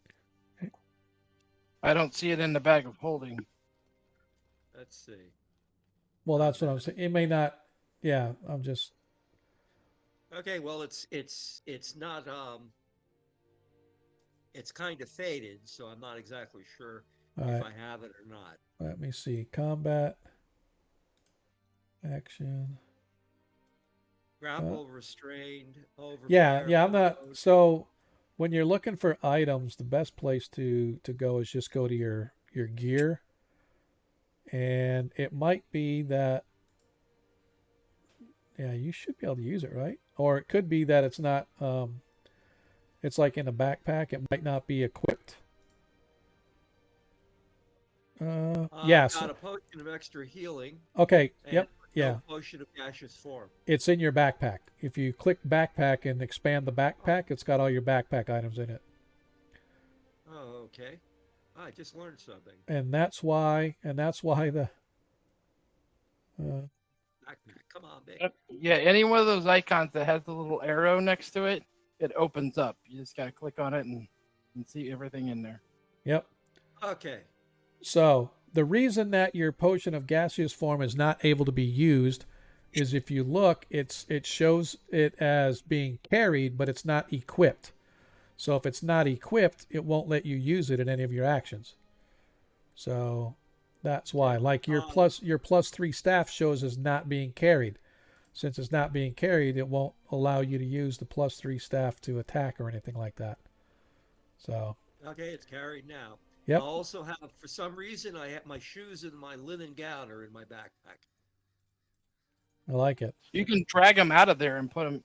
Yeah, it doesn't matter if they're in there. I mean, it's not going to affect. The reason a lot of this stuff was put in the backpack is so that you don't have a list of 500 items you have to scroll through to find it, right? It's right. all the items that you interact with all the time should be out where you can see it. Everything else should be in like a backpack or a bag or something like that, but not going to worry about that right now. But so we got that took care of. Yeah, I'm as time goes on, I'm learning how this stuff works. Yep. All right. Well, if we have an extra +1 dagger floating around, I could use it to replace my non-magical one. Okay, so I can take that away from then. The bag of holding. And it's bag of +2 holding? against lycanthropes, which is something. Yeah, well, good. I don't like lycanthropes. Neither do I. All right, so give me just a second here, Ronnie, and let me go find. It's in the bag of holding, right? Yep. Dagger +1/+2 versus lycanthrope. There it is. About the. Yeah, there you go. All right, Ronnie, I have just dropped it on your sheet, and you I should see be good it. to go. You should be good to go. All right. So, collar of shape changing.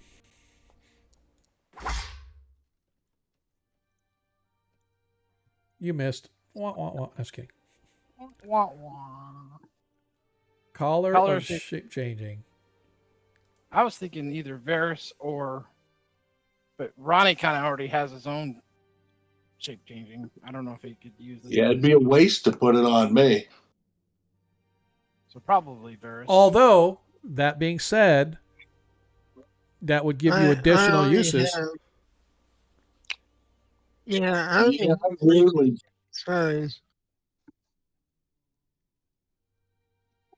I mean, I could use it, but if somebody else would also like to have that ability, then I'm more than willing to not have it. I think it should be Baron, so he can become a little spider and just crawl up there right in the front and do search and recon for us. I think not, but I keep thinking of it. Can he cast spells in spider form? I mean, No, unfortunately. Well, I will say this. I would say this, and this is just me. As long as it is only verbal, I would allow verbals to happen, but not the somatic, because it requires the intense finger twisting and stuff like that. So unless you shape changed into another human, then that's a different story. Yeah, it's a tiny 2-inch human. Yeah, right. So that being said, That's lifting up a giant ball of guano. yeah. So if nobody wants it, and again, Reese is not here to say, I am once again going to drag this and I'm going to put it in Deglin's character sheet. It is there now, so you can put it in the bag of holding. Will do. Necklace of Adaptation. I would like that. Was going to Deglin. So that one is on your sheet now. Let me edit it so that it is identified. And it is identified. Okay. The Wand of Paralyzation, 5 charges. Gotta be a magic user. Do you? I can use my shirts. Yeah. Yep. Varys can use it. A little thief. All right, stick that in the backpack. Do you want it then, or are we gonna give it to Varys? Because Varys said he could use it too. If Varys wants it, and please, Okay. with my blessing. Okay. Yeah, Varys. I mean, I'll keep it. I'll Okay. take it. All right. Never know when I might need to kidnap somebody. Yeah, true story. All right, so you got a Wand of Paralyzation. This does have 5 charges. Let me double. I don't know if it has a way for me to set the charges, but just know you got 5 charges. Cool. It's on your sheet now. All right, there are 2 potions of flying. I don't know if you guys want to handle potions, just putting them all in the bag of holding, and then you can retrieve them as needed. That's worked for us so far. But if somebody wants one specifically on them, that's fine.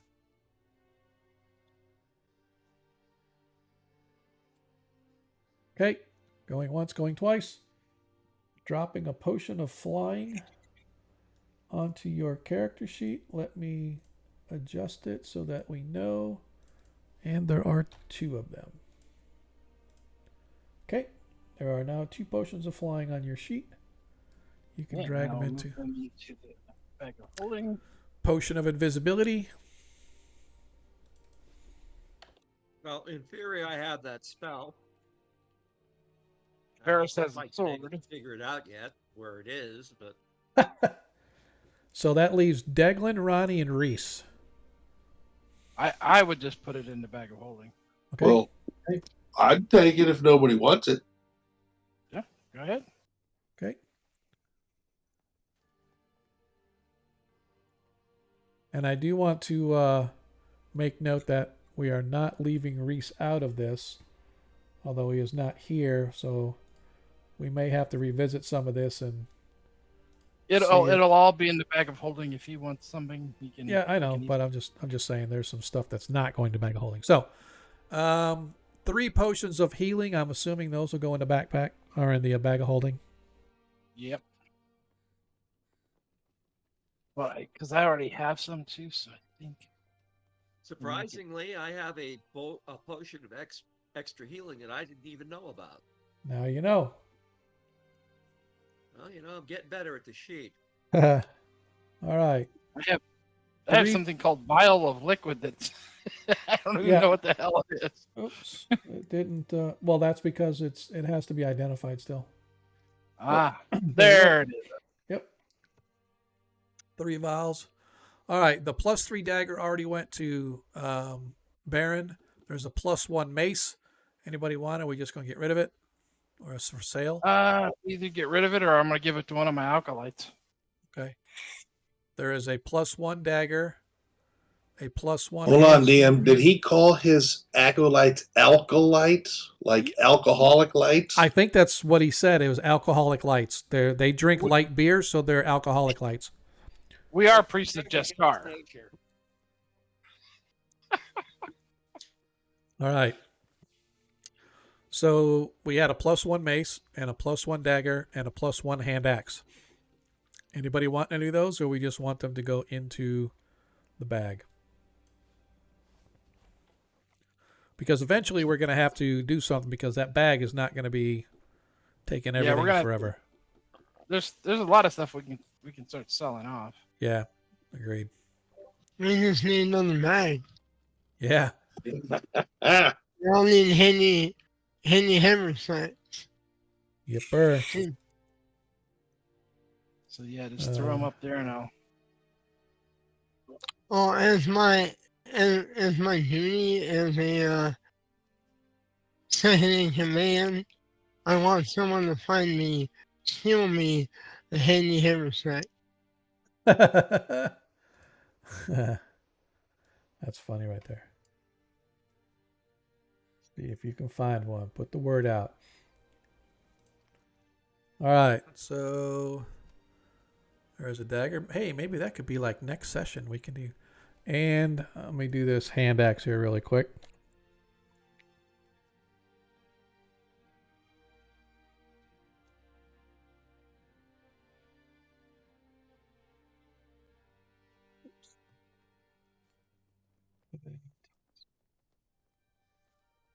All right, so I got the 3 weapons in there. All right, so now we have 2 more weapons. One of them is a +3 longsword, and one of them is a +2 scimitar. I know, Ronnie, you've used the scimitar in the past, but...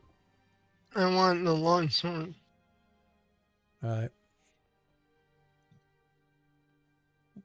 It's +3 is better than +2. Yeah, Ronnie, you had a cutlass, not a scimitar, so I didn't know. It's the same. yeah, well, I had a scimitar +1 before the cutlass. I'm good with keeping this cutlass. I Okay. don't need that scimitar. Okay. So I'm going to...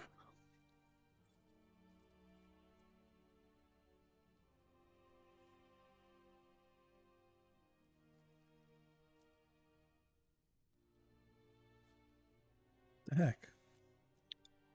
Oh no, I'm Oh, kind okay, of gonna no. need all the mass cam options. Do-do-do.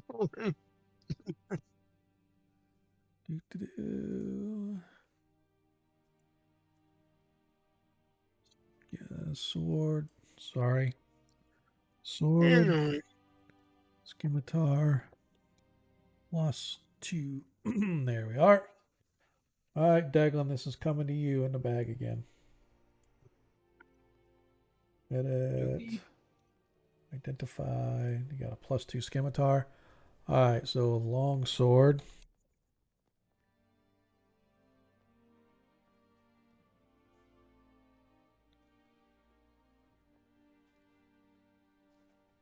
Heck is it?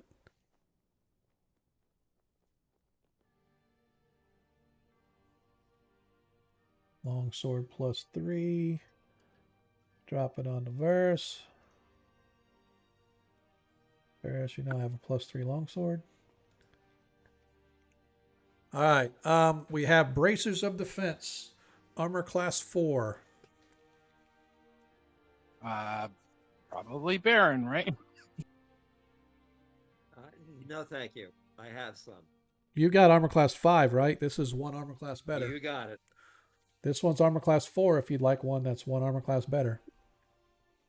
Well, I have bracers of armor class 5 at this point. Yeah, these are bracers of armor class 4. Oh, yeah, you see them oh, here. is it bracers of armor class armor +5? Yeah, yours Or is the it'd be like +6 instead of +5. Oh, okay. Yeah, sounds good to me. Put that in there, and I'll toss. You can toss those bracers. Somebody is going to want those. Yep. So I'm going to drop them over to Deglin, and we'll drop the. I think those bracers of AC5 are probably better than what I'm wearing. I'm just trying to find what I'm wearing. I think I'm wearing leather armor. Yeah, I'm wearing leather too. Um. And magic clothes for the magic ring. Yeah. Yeah, but you can be invisible. Yeah, and I also have business speed, which Yeah, that can helps up too. my easy.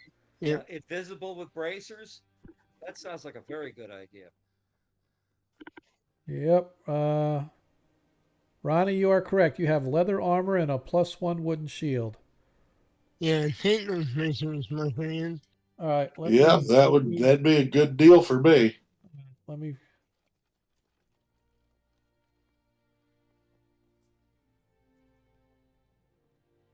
Let me drag these across and drop them onto Ronnie. Ronnie Noblight, you now have bracers of armor +5.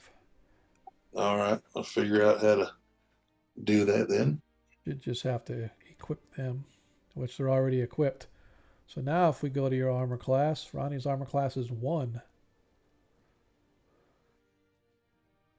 But I need to make sure, because I think the way this system works is I think it just adds to whatever your armor is. So I think we'll have to remove your leather armor, because in the real game they're not supposed to work in conjunction with regular armor.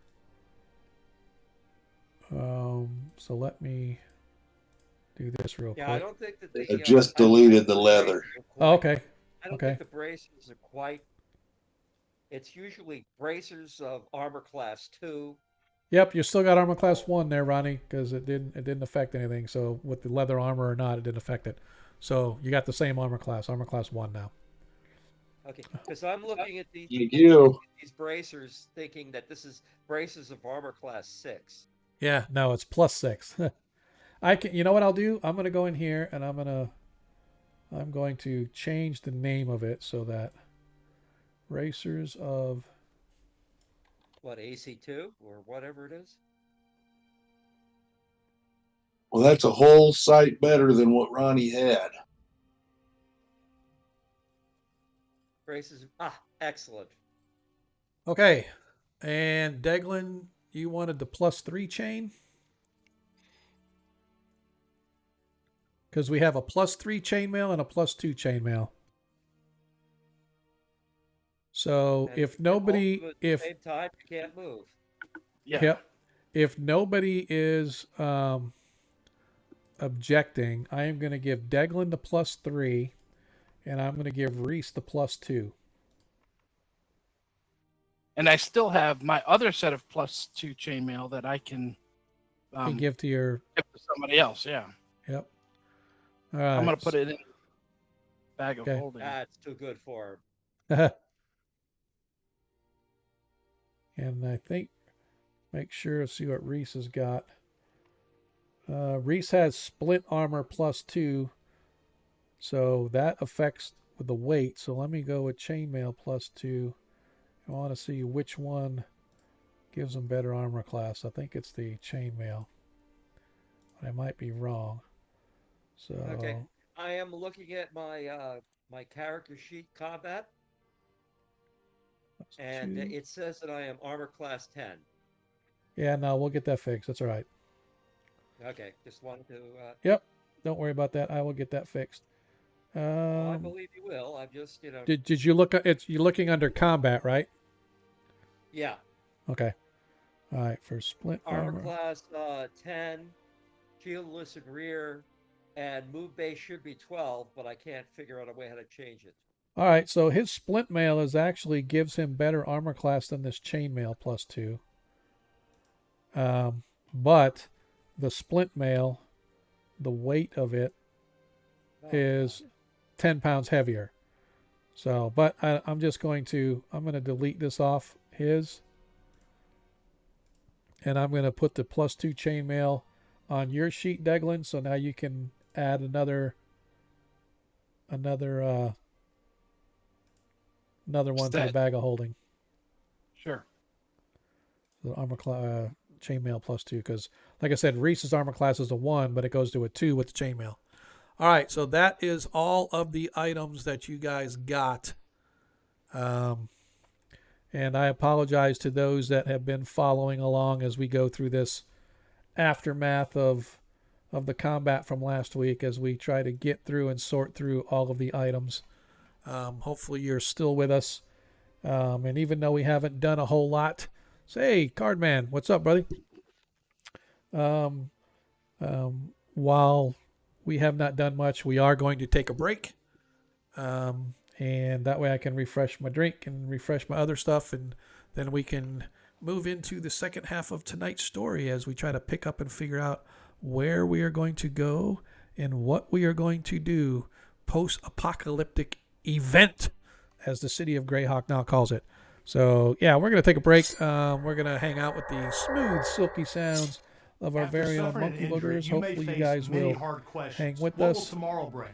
Which firm should I choose to represent me and my family? I want Morgan and Morgan. We will hold your hand every step of the way. I hate From our commercials. one-click sign-up, mobile apps, Hate 'em. and 24/7 availability, Hate 'em. we make it easy to get your case started right from But the comfort of we your are going to couch. take All firms are not the same. our normal break. Injured? Appreciate Choice you is guys easy. hanging out Morgan with us. Morgan, America's largest injury law firm. Visit We'll be back in forthepeople.com roughly for an office 15 near minutes. you.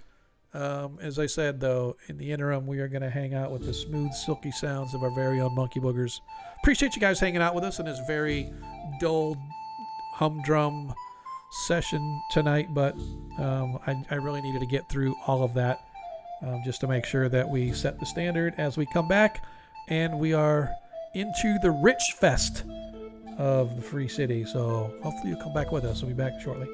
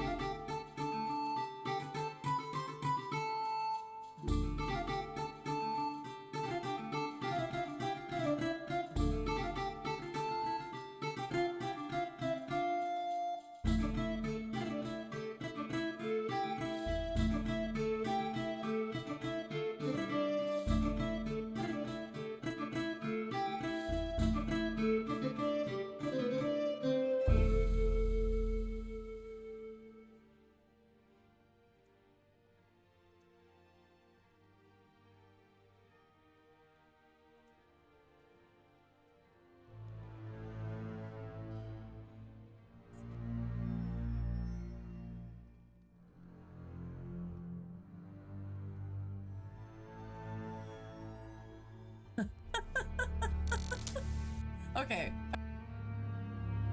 Alright, I'm gonna focus. Focus! This is a no focus day. I've been cleaning mold lines all day, okay? Alright? I've been cleaning mold lines. Creature, specifically, I've been cleaning mold lines and listening to the Nihilist Winter playlist all day, so... That's where creep is at. I do like unicorns. I do like unicorns. That makes me think of Legend. And I love both of those movies deeply. Oh, I show you guys. I was working on a little side project right now. I have these guys, but I'm making. We're painting some zombies. So I got their bodies all cleaned up and their heads attached, and I gotta do their little arms next. But I'm working on a little side project for Jeremy from Gamescape 3D. I'm doing some minis for him, and we're painting this little horde of zombies, and I'm super excited about them. I am mostly excited about this guy. This guy is my favorite so far. Look at him. He's getting his eye pulled out by a crow, and I'm really fucking into that. Oh, these are my eclipse glasses. Yes, so I can see God. All the gods. And go blind. It's fine. I'm fine. Everything's fine. Yeah, I use my favorite one. So I was cleaning mold lines on these guys today and putting those together while I listened to my Nihilist Winter playlist. As one does. And talked about Vampire the Masquerade. That's been my day today. And I feel like chaos. Put me to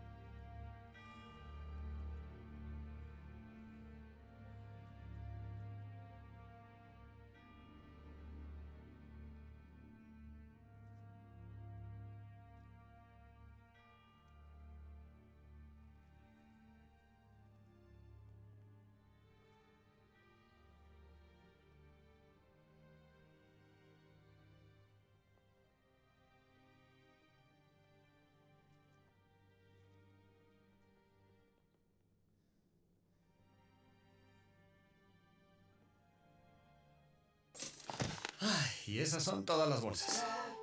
¿Qué es eso? Creo que viene de los billetes de la lotería. ¿Y es normal? No sé, pero los juegos de Gold Rush Legacy y Florida Lotto ahora ofrecen Cash Castle Bonus Play. Podríamos ganar un viaje a un castillo irlandés y hasta $1 millón en efectivo. ¡Woo! ¡Cash Castle! Más información en floridalottery.com/Cash Castle. Por tiempo limitado. Debe tener 18 años o más para jugar. Juegue responsablemente. Thanks for calling Discover. This is Gabby. Hey, Gabby. It's Jennifer Coolidge. Hi. I'm so glad I reached you at 2 a.m. Oh, of course. Anyone with a Discover card can call and talk to a real person 24/7. Now, how can I help? Yeah, I used my Discover card to buy these yellow pleather pajamas, and I'm just not sure I'm pulling them off. 24/7 U.S.-based customer service. It pays to Discover. Limitations apply. Learn more at discover.com/creditcard.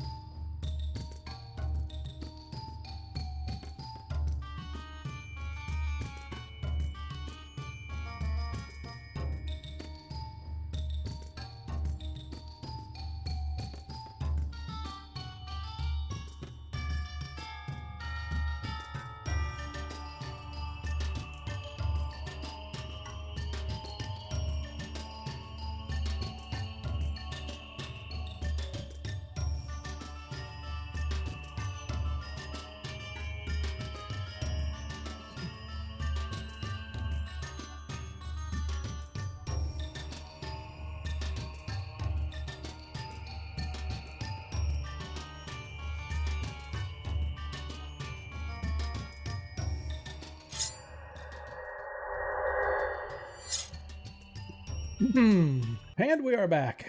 Hello, everybody. Hello. Welcome back. Welcome back. Welcome back. Appreciate you guys hanging out with us.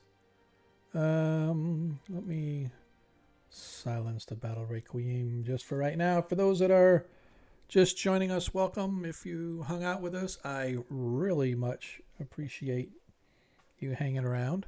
The first half of our session was relatively slow and boring, as I was kind of hoping it would be.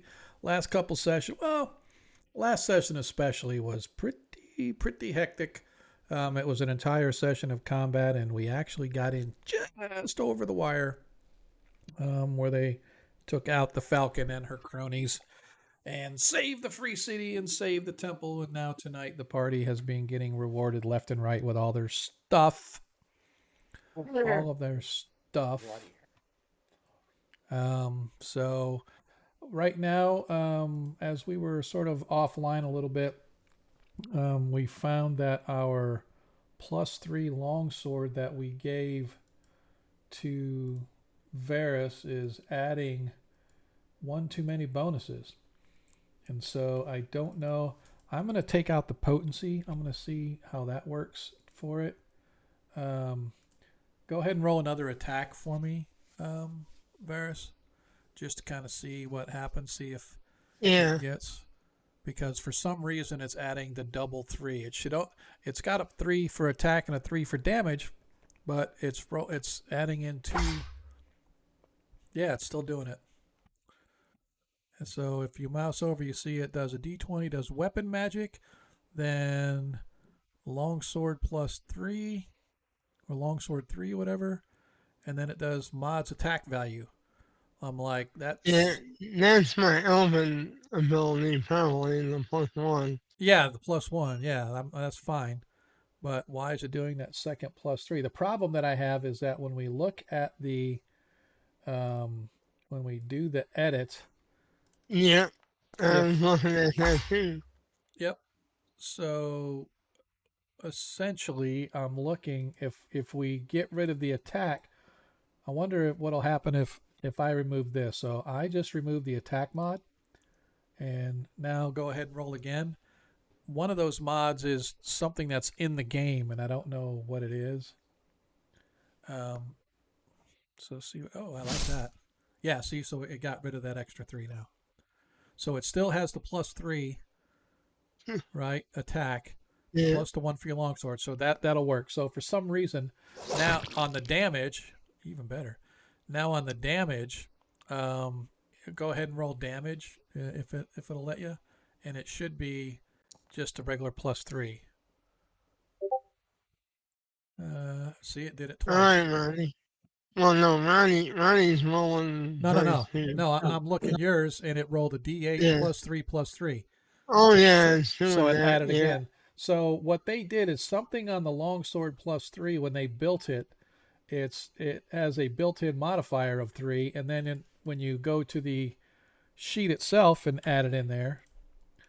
So I just took it out. So go ahead and just click damage again. If you go back up and hit damage again, it should re-roll damage and only give you the D8 +3. Yep, good to go. So I don't know why they did that. It's kind of strange. I'm going to bring it up to the guys. And hopefully, do you think the backstab option, or will we have to add that? I'll have to re-add it to that weapon. Yeah. All right. So do you still have your other longsword? Yeah, I do. You know what we might be able to do? We might just be able to modify that longsword, and I could just change the text so it says +3, and now we could change everything and see how that works. I mean, you can do that too if you want. Yeah, so that way I don't have to rebuild everything. So let me look and see. So it was your short sword +1? No, it was a +2 longsword. Super.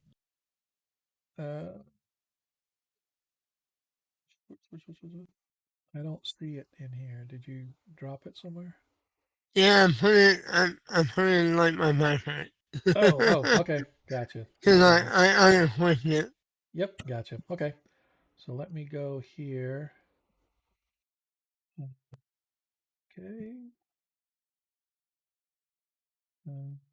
Why is it not in your backpack either? Use tools, rope, water scan, key card, holy water, pole. Do you have another backpack I don't know about? I'm not gonna like kill a lot of time through this, but that's how we might be able to, because that way I'll move it. I'll move it back.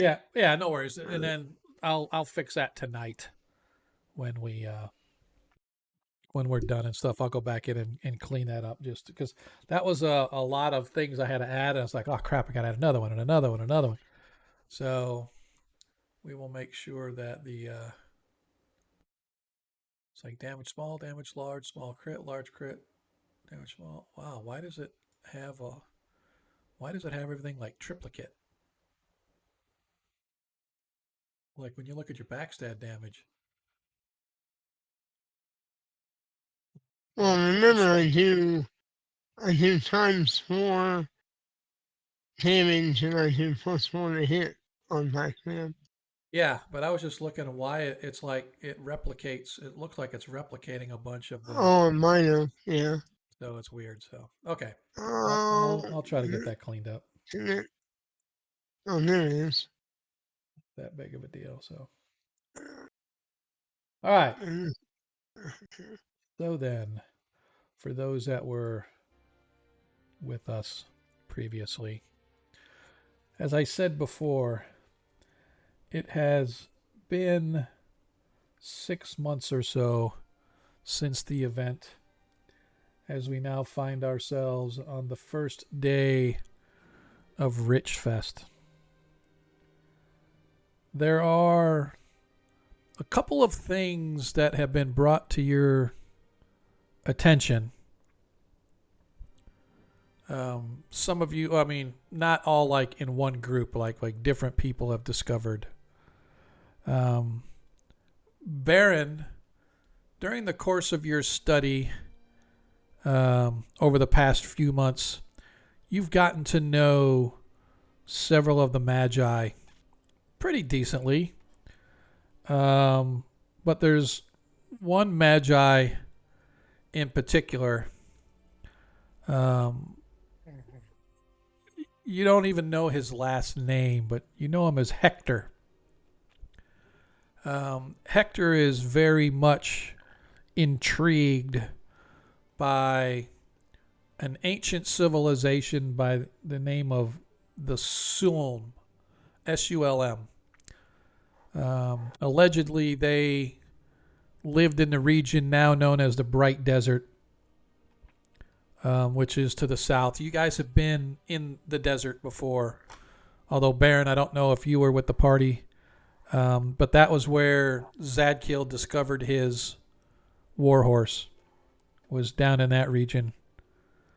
But he's very much interested in that, and he actually staged a small expedition to go down the coast to investigate some of the ancient ruins along that way. They say that the king of the nation of Sulm was dedicating him and his lands to some ancient evil god, and in doing so, what he thought was gaining himself power wound up being destroying his entire land and turning it into what, as I said, is known as the Bright Desert. And there's a lot of artifacts and ancient things left down there that, quite frankly, he was intrigued at finding. And so he set off this expedition like 4 months ago. It's about a 3-week trip down to the area he was going. But you've just received word just the other day, a messenger from Hardby. Hardby is a port city to the south. They're very big rivals in the trade industry with the Free City, but that's neither here nor there. What is neither here nor there is that a dispatch was sent from a guild member who happened to be down in Hardby that heard about this expedition being totally wiped out by whatever was inside the ruins. And so, doing a little bit of digging over the past couple of days, you have discovered that there is an old watchtower along the coast that Hector was very much interested in, and inside it's old. Whoever built it ages and ages ago was a master of dimensional space. And so Hector thought maybe there would be some relics or something laying around there that would be of interest to do research upon or whatever. But apparently this entire expedition was wiped out to a man. And the only reason anybody knew anything happened is because there's a trade road that goes up and down the coastline south of Hardby, and a merchant coming up found encampments nearby, and all of the horses and everything were there, but there was nobody tending the horses or the encampment or whatnot. And so apparently it was found that wherever they had gone, they weren't coming back, or they have not come back. And so that dispatch came up, and it sort of interested you in the sense that there's somebody that you know that went on this expedition looking for magical lore, and he didn't come back. Another thing that has come up that came across Varys's ears was that somebody has been doing illicit thievery in the Free City. In particular, in the Garden District. That's strong and tall. In fact, this particular item was a well-known set of a trio of weapons from back in the day of Zagig Irrigarn, who founded the Free City. These weapons over time have been used in the city, but now they are artifacts owned by collectors here in the city, and they are typically under a very, very, very tough vault. So whoever broke into it was a master of masters. And because of the power of this weapon, should it fall into the wrong hands, the word's not out on the street. They're not just looking for any old Joe Schmuckatelli to come out of the Adventurers Guild and say, I'm going to go find this. But some research and a little bit of digging by certain individuals in the city who shall remain unnamed. It's been discovered that a heavy, heavy, powerful magic was used to extract this weapon from its resting place, and they've discovered at least a region where the device or where the weapon is today. And so there is rumor on the street that the Temple of Bokab is looking for individuals who might be interested. They must be experienced. They must be willing. And if they've had experience in dimensional travel, meaning traveling far places very quickly by the use of spells, if they've had that experience, that would be a bonus, because everybody knows that magical travel affects people differently. So if you've had experience, they would definitely be interested in seeing what you had to say and what you might be asking for in return of retrieving this device or this item.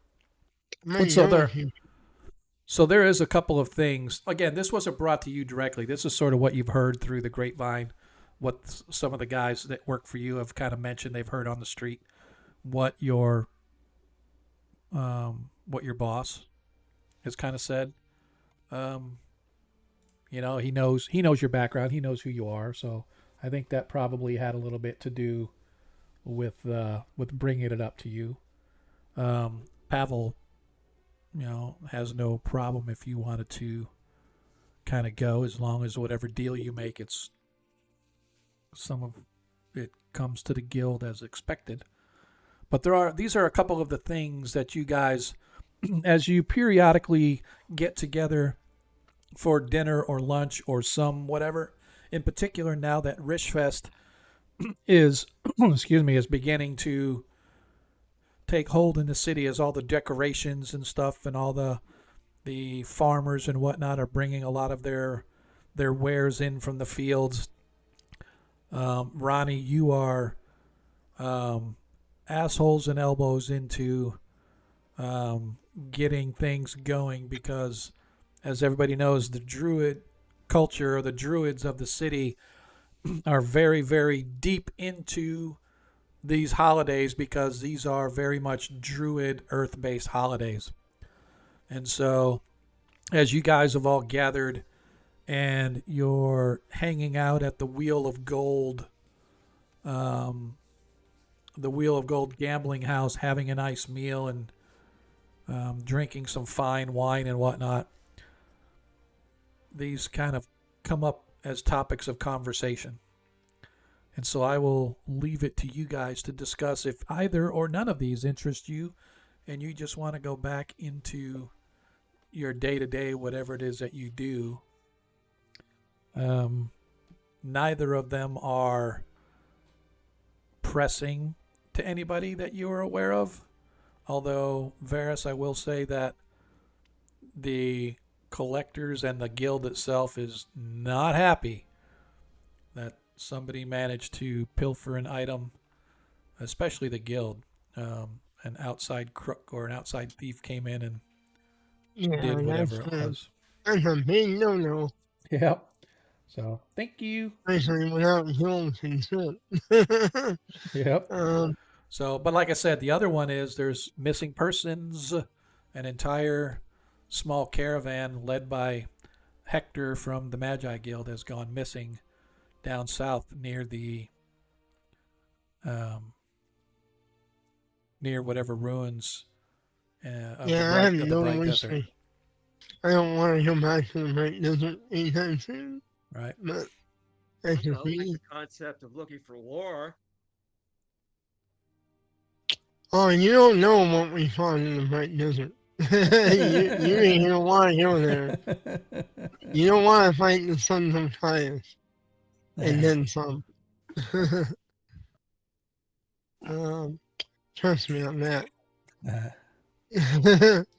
But I mean, we have options. We have experience traveling in other dimensions, and you know, we're pretty hardy hurt. I'm pretty sure the reward would be quite great to recover said stolen item. We gonna get the band back together? I mean, if we're willing. I like it. I have a mission, but the message will self-destruct in 5 seconds. Yep. We're on a mission from gods. Yep, exactly. Get out my Chesterfields. It involves a temple of Macabre. That's magic for you. I like that. Yeah, the Temple of Bokab. By the way, Bokab is the deity of magic. So the Temple of Bokab. Yeah. A lot of those priests are actually like magic users as well. Yep. So. I'm liking the sound of that as well. I'm playing with one in another team. Oh, nice. So yeah, that's an idea. I mean that's something I'd like to do. Which is more of a druidic thing. Yep. Okay, I'm used to that. I need to Sorry, I was looking for something that was... where did it go? Yep. All right.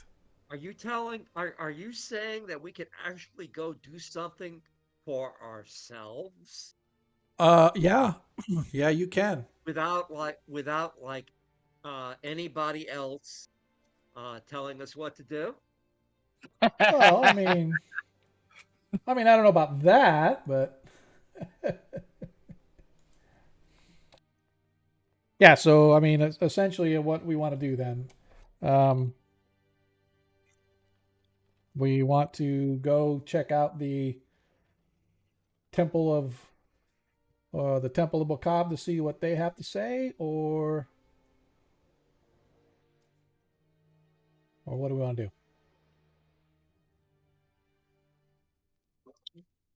Well, that would maybe help several of us. I've already done things to help the church and the paladin. Yeah. So maybe they can do a little something to help me. I like it. I like that a lot.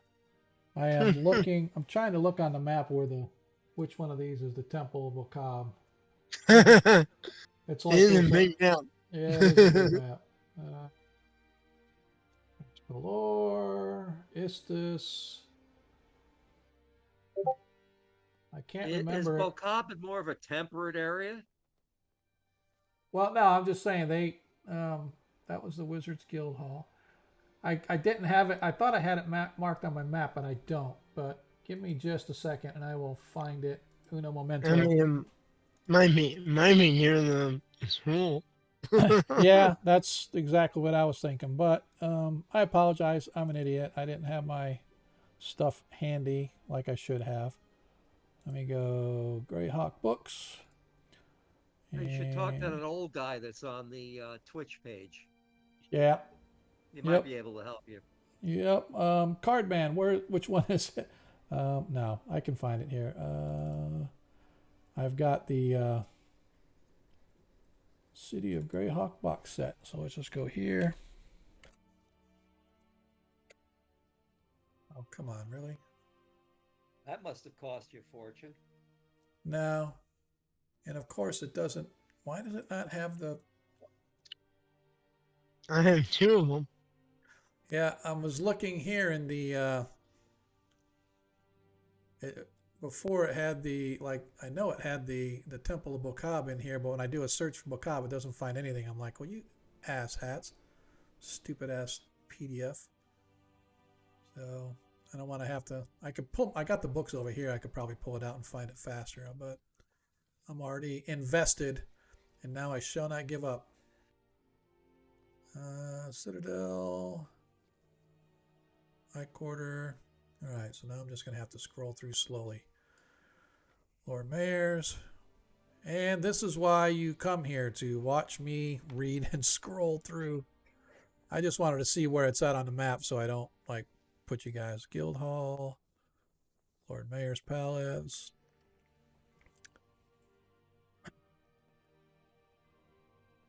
And the Garden Quarter, the Nymph and Satyr, we all like that one.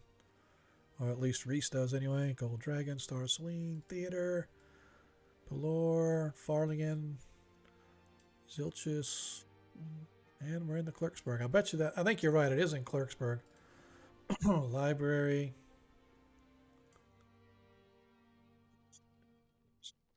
I think I skipped one here. Yeah, Grey College. Pittsburgh. White Dragon Jewelers. I'll be really mad if it's not here, because I know there's one here because I've seen it.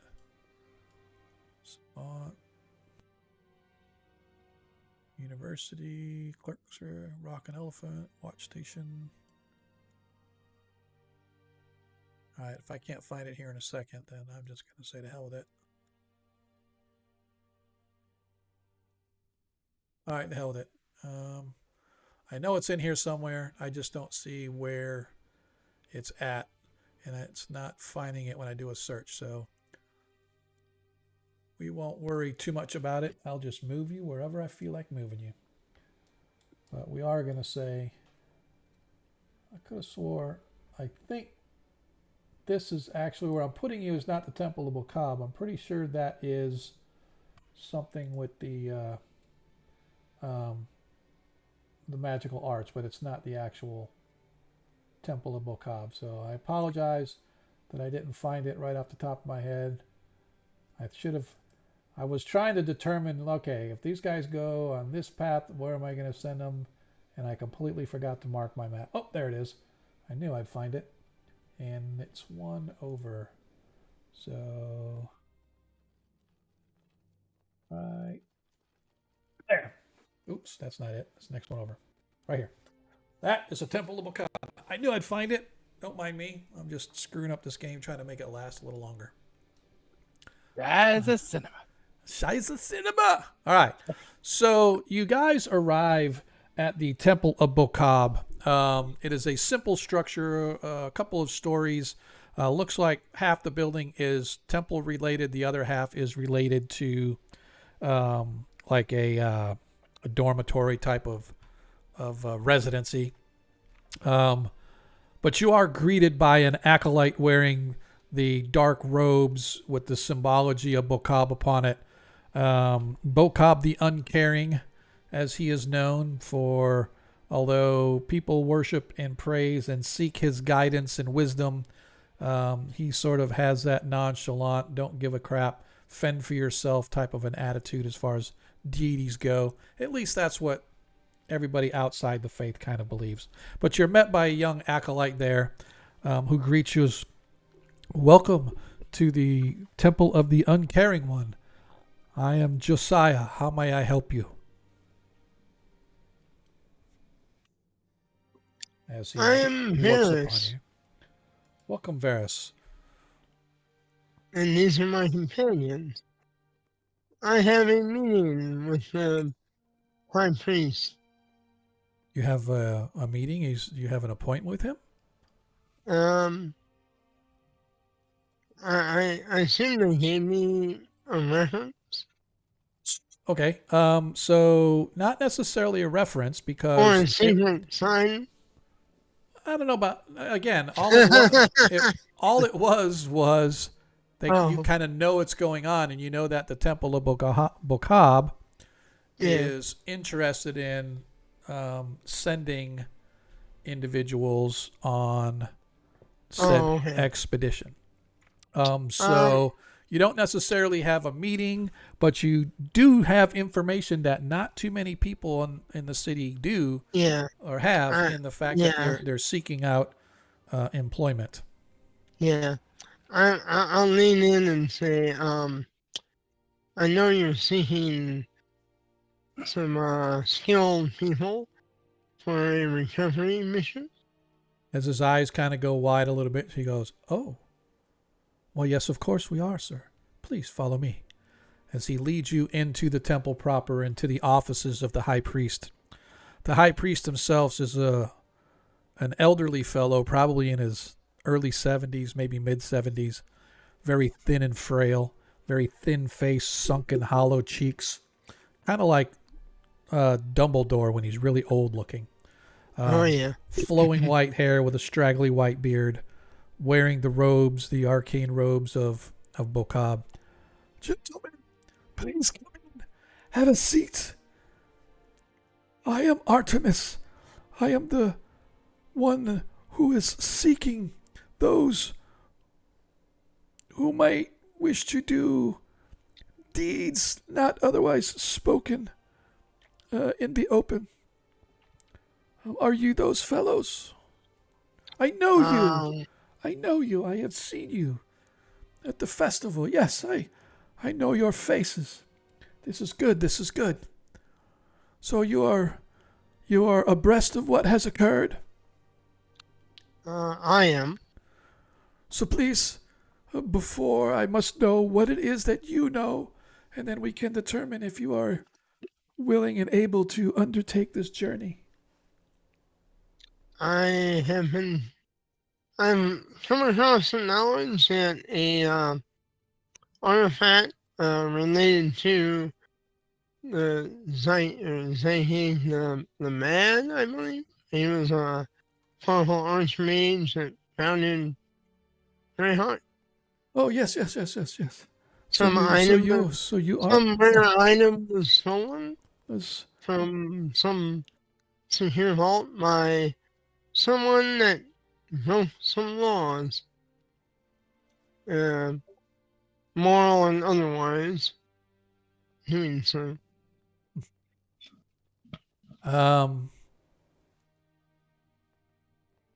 So, hang on just a second. I'm reading. And I'm weak at them. So, my friends, I do not know what you know of the lore. However, it was not one artifact that has been stolen, nor was it two, but rather three very, very powerful items that, should they fall into the wrong hands, can be very unsettling for those who know of these items. Have you ever heard the name Caraptus? Anybody? Well, I game, yes. In game? No. Maybe not. Nope. Caraptus was a powerful sorcerer who lived 1,000 years ago. He and his minions completely subjugated an entire region of people until such a time that he was, what we believed, thrown down. Caraptus was a horrific creature. While he was a man, he held the evil of a demon from the hells below, and that he sought any means necessary to prolong his life forever, including, it is rumored, an attempt at lichdom. But as the stories go, he failed. Recently, 3 very powerful weapons were stolen from their resting places here in the Free City. Even the Guild of Thieves, if you believe such a guild exists. And he kind of winks his eye at all of you. Even the Guild of Thieves was confounded as to how these items were removed from their resting places, for they were protected with the most powerful wards in the most securest of vaults, and yet they were taken as if one would take a toy from a small child. We have spent the last 3 weeks in research, in divinations, in everything that we have known in our power to discover where these items may be. And it has been found in a mountainous region in the northeast of the Flannis, in a place known as White Plume Mountain. These items are said to have been transported there. What is most disconcerting, however, is that through these divinations and arcane inquisitations, we believe that Caraptus himself may yet be alive. He may have prolonged himself in a manner of which we thought was impossible. This is no small undertaking. What you faced in the form of the Falcon and its minions will pale in comparison to what you can expect to encounter in this region. And so we are offering 10,000 gold coins for each man that returns alive, as long as all 3 items are returned.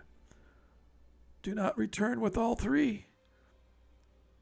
You get nothing. Return with all 3 items. You will get your full reward. That is the offer.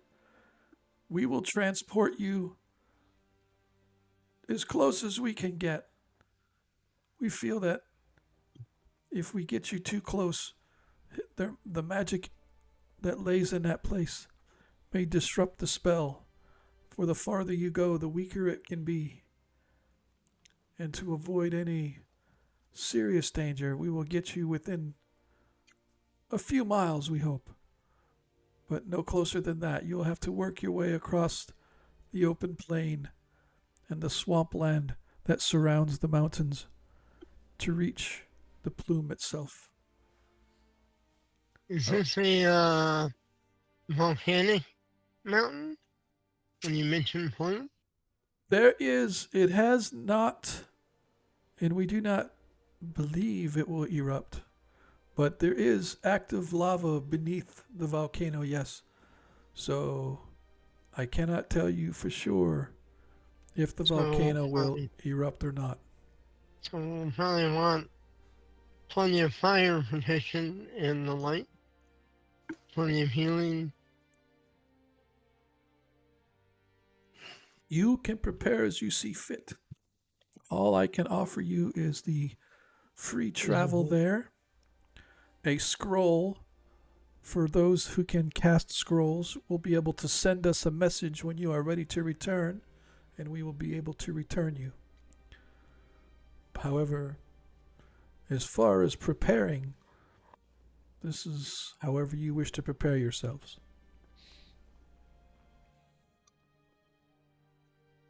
Well, I look at Baron. Might need to research the mountain. Very difficult task. What'd you say, Baron? It says it sounds like a very difficult task. And what did you say, Varys? Oh, I was going to say, we probably need to research practice in the white plume. Do a little bit of research before we go. Yeah, and definitely. And if and tell us about these items so we know what we're looking for. So, the first of these items.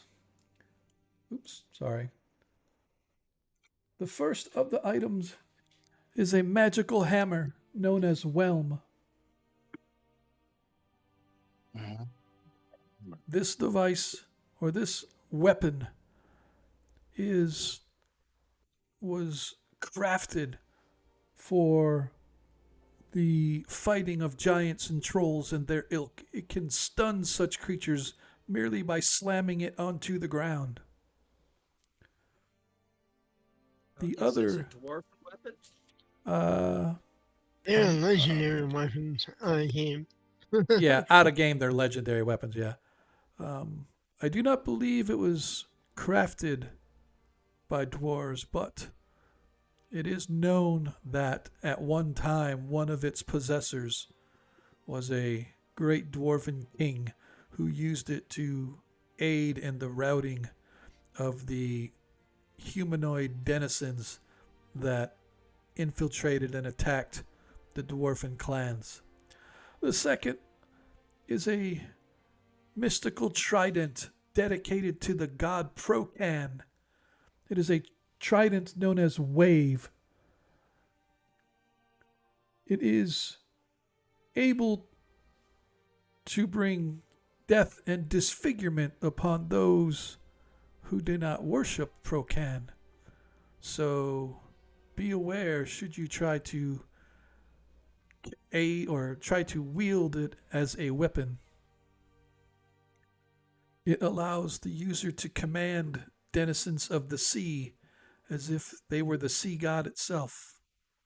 But as I said, it is dangerous for those who do not follow the path of the sea god, for he does not like interlopers using his weapons. And last but not least is a blade as black as night. You shine a light upon it, and the light does not even reflect back. It is as if the blade itself has the ability to absorb the light. It is known as Black Razor. You must be very, very careful in your dealing with such a weapon, for the merest nick can enable it to suck the very soul from your body. So Wave, Whelm, and Black Razor are the items that you seek. As I said, we require all three items in order for this to be considered a concluded contract. If you return with less than 3, the options are to either forfeit your pay or return to attempt to retrieve anything that you left behind.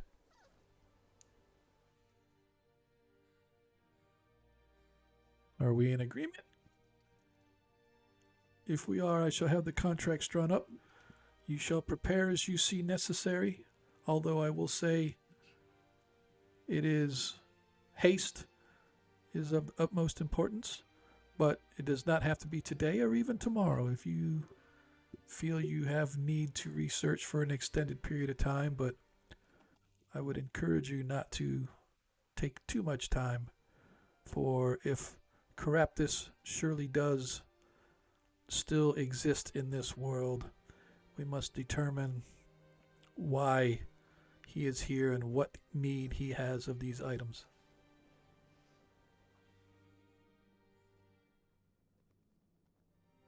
We agreed? I would like to do some research.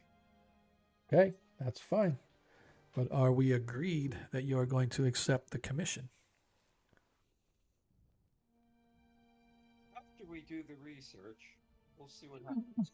Well, if you do the research and I happen to find someone who is willing to accept the contract, then you have done your research and not.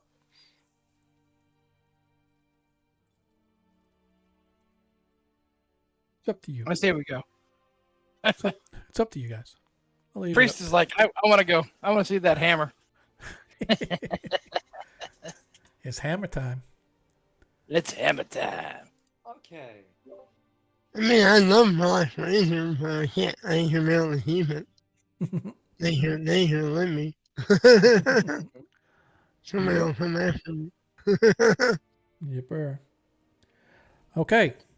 So if we are going to have an agreement, they will have the papers drawn up, and you guys will then be able to do the research or whatever it is you need to prepare for the expedition. As soon as you are ready to go, you are to return to the Temple of Bokab, inform Artemis that you are ready to go, and they will whisk you away to Never Never Land so that you may begin to search for Black Razor, Whelm, and Wave. Fair enough? Fair enough. All right. Sure. All right. Easy session. Going to stop a little bit early just because I want to give a fresh start on the session next week. But what I do want to make sure players write down a list of all your questions and what you're trying to find out. And we'll handle all the 2 or 3 day research or whatever it is offline. And then we will just do a recap of it to begin the next session so we can get right into the adventure itself as opposed to doing all the research and all the other stuff next week. Does that sound fair? Yes, I am sure that my newfound friends at the Wizards Guild will be able to help me with this. Well, the thing that the guild helps with is that you have free access to the library to do your own research. Right? So that's what I said. So what I wanted... It was better than what I had before. Yeah, what you guys need to do is put a list together of the items that you want to seek out and purchase. And then we'll get all that stuff added into your sheets and make sure all the character sheets are ready to go. And that way we can go right to, boom, going to zap you right over to where you're going. And then start the adventure next week.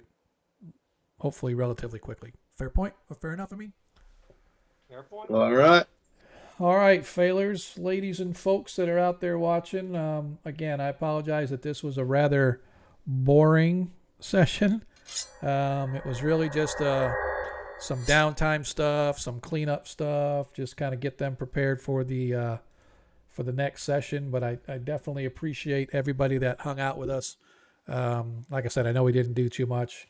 I don't even know, did anybody even drop any 20s or 1s or anything? Yeah, I didn't see anything, so that's good. So we don't have to drop any. Corvus Bray dropped the nat 1. Did he? Yeah. Hey, Governor, man. Thanks, man. I never saw it. Sean got a nat 1. On how this thing works. Yeah, I did see. Corvus did give the DM a nat 1, so I will hold that for next week. So, thanks, Corvus, Jacob. So, a couple of things really quick. First of all, don't forget we're here next Monday, obviously 7:30 till 11ish. Again, tonight's a little early if you're a newcomer. Normally we're here till 11, but I don't want to get into a whole bunch of stuff and then I'd rather just do some of the research and questions and purchasing gear offline. So we've already wasted enough time just kind of going through our regular post-mortem of the adventure.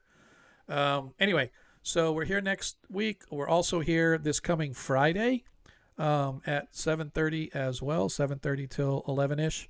That is our 5e game. They are currently in the middle of the Lost Caverns of Judge Canth. If you're interested in checking them out, hey, Lando, resubscribe. What? You go, boy. But I do want to make a small announcement. My 5th edition game that I do face-to-face here at the house is probably in May timeframe going to be shifting to online because the house, like 3 of the players all live in the same house, including my son and 2 of his buddies. And they play in my face-to-face game, and they're going to be moving to different places. One guy is moving out of the city. And so we've elected to keep the game going, but it's probably going to be online, which means that I am probably going to be spinning up another stream on Thursday night to go up against Lord Kazumba. That'll never happen. But that's right now, that's when it's going to be. It'll be Thursday from 7 till 10 as opposed to 7:30 till 11. So, because that's our normal game time that we do here anyway. So I don't know for sure it's going to stay on Thursday. It might shift to a different day. Who knows? Maybe we'll do it every other Friday, but I don't want to do that because that'd mean every Friday I don't have off and my wife will be pissed at me. So, but anyway, just as a heads up for those that are interested, this is a 5e game. We're actually in the Forgotten Realms. So it's not Greyhawk, but that's because they asked me to DM the Waterdeep Dragon Heist. So they asked me to DM that for them, and we're in the middle of that, and we won't be out of that before we have to shift over. So I'll be moving that online. And if I'm moving it online, I might as well stream it. I'd like to stream it. I've already got the game created on Forge. So yeah, but once that ends, they're talking that one of the other players is going to do the other half of the Dungeon of the Mad Mage. I don't know if I want to do that. I'd be like, I would rather take you guys through like some of my adventures, like, Barrier Peaks and some of the other ones, but some of the classic adventures. But we'll see what happens. I want to warn you, Dungeon of the Mad Mage Yep. is a slog. I have run it for Adventure League. Yep. And played it for Adventure League. Yep. And the first couple levels are fine, but then it gets really ridiculous. Yeah. Like as far as like combat and stuff? Yeah, and length. Yeah. It is a gigantuan mega dungeon. Oh, yeah. and it has some plain stuff and whatnot. Yeah, and so that's like I said, that's why I'd like to rather, instead of doing that, I'd rather just take like some of the other 5e adventures I see out there and just kind of run those instead, or take some of the first 1e games that are converted into 5e or that have been converted to 5e and run those. Yeah, I can recommend them. Yep. So, but anyway, that's just kind of a heads up. But I do appreciate everybody that's hung out with us. We're gonna bounce over to Darling. I've been lurking on her for a while, so we're gonna bounce over to her. So if yep. So yeah, man. So appreciate if you guys will hang out just a little bit. And why is my where are we? Let's try this again. Okay, there we go. It's like I hit raid and like nothing happened, but we're gonna bounce over to Darling. Crap. Hang on a second.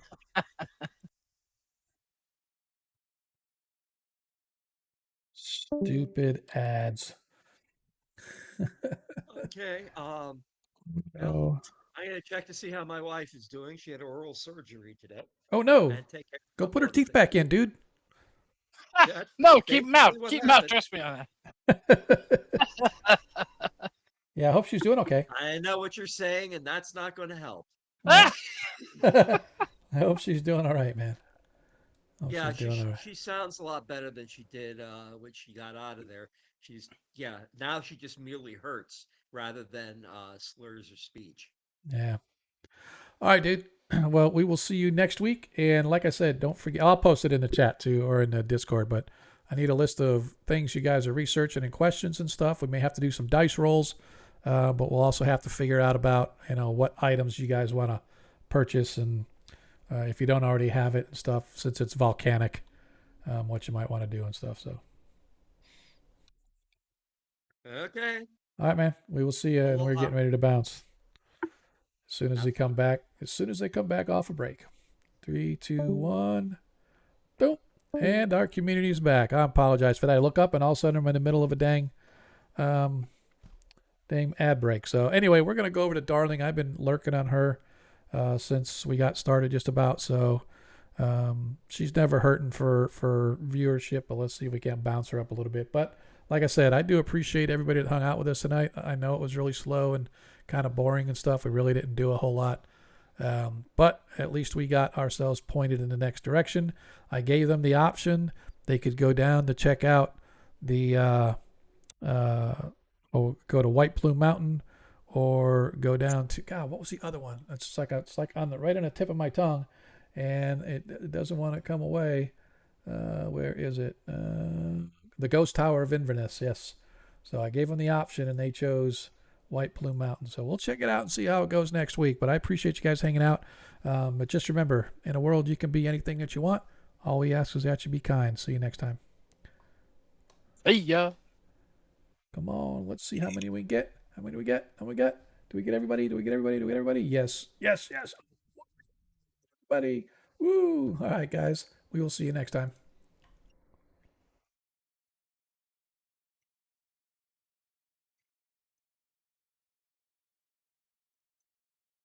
All right, failers. Yeah.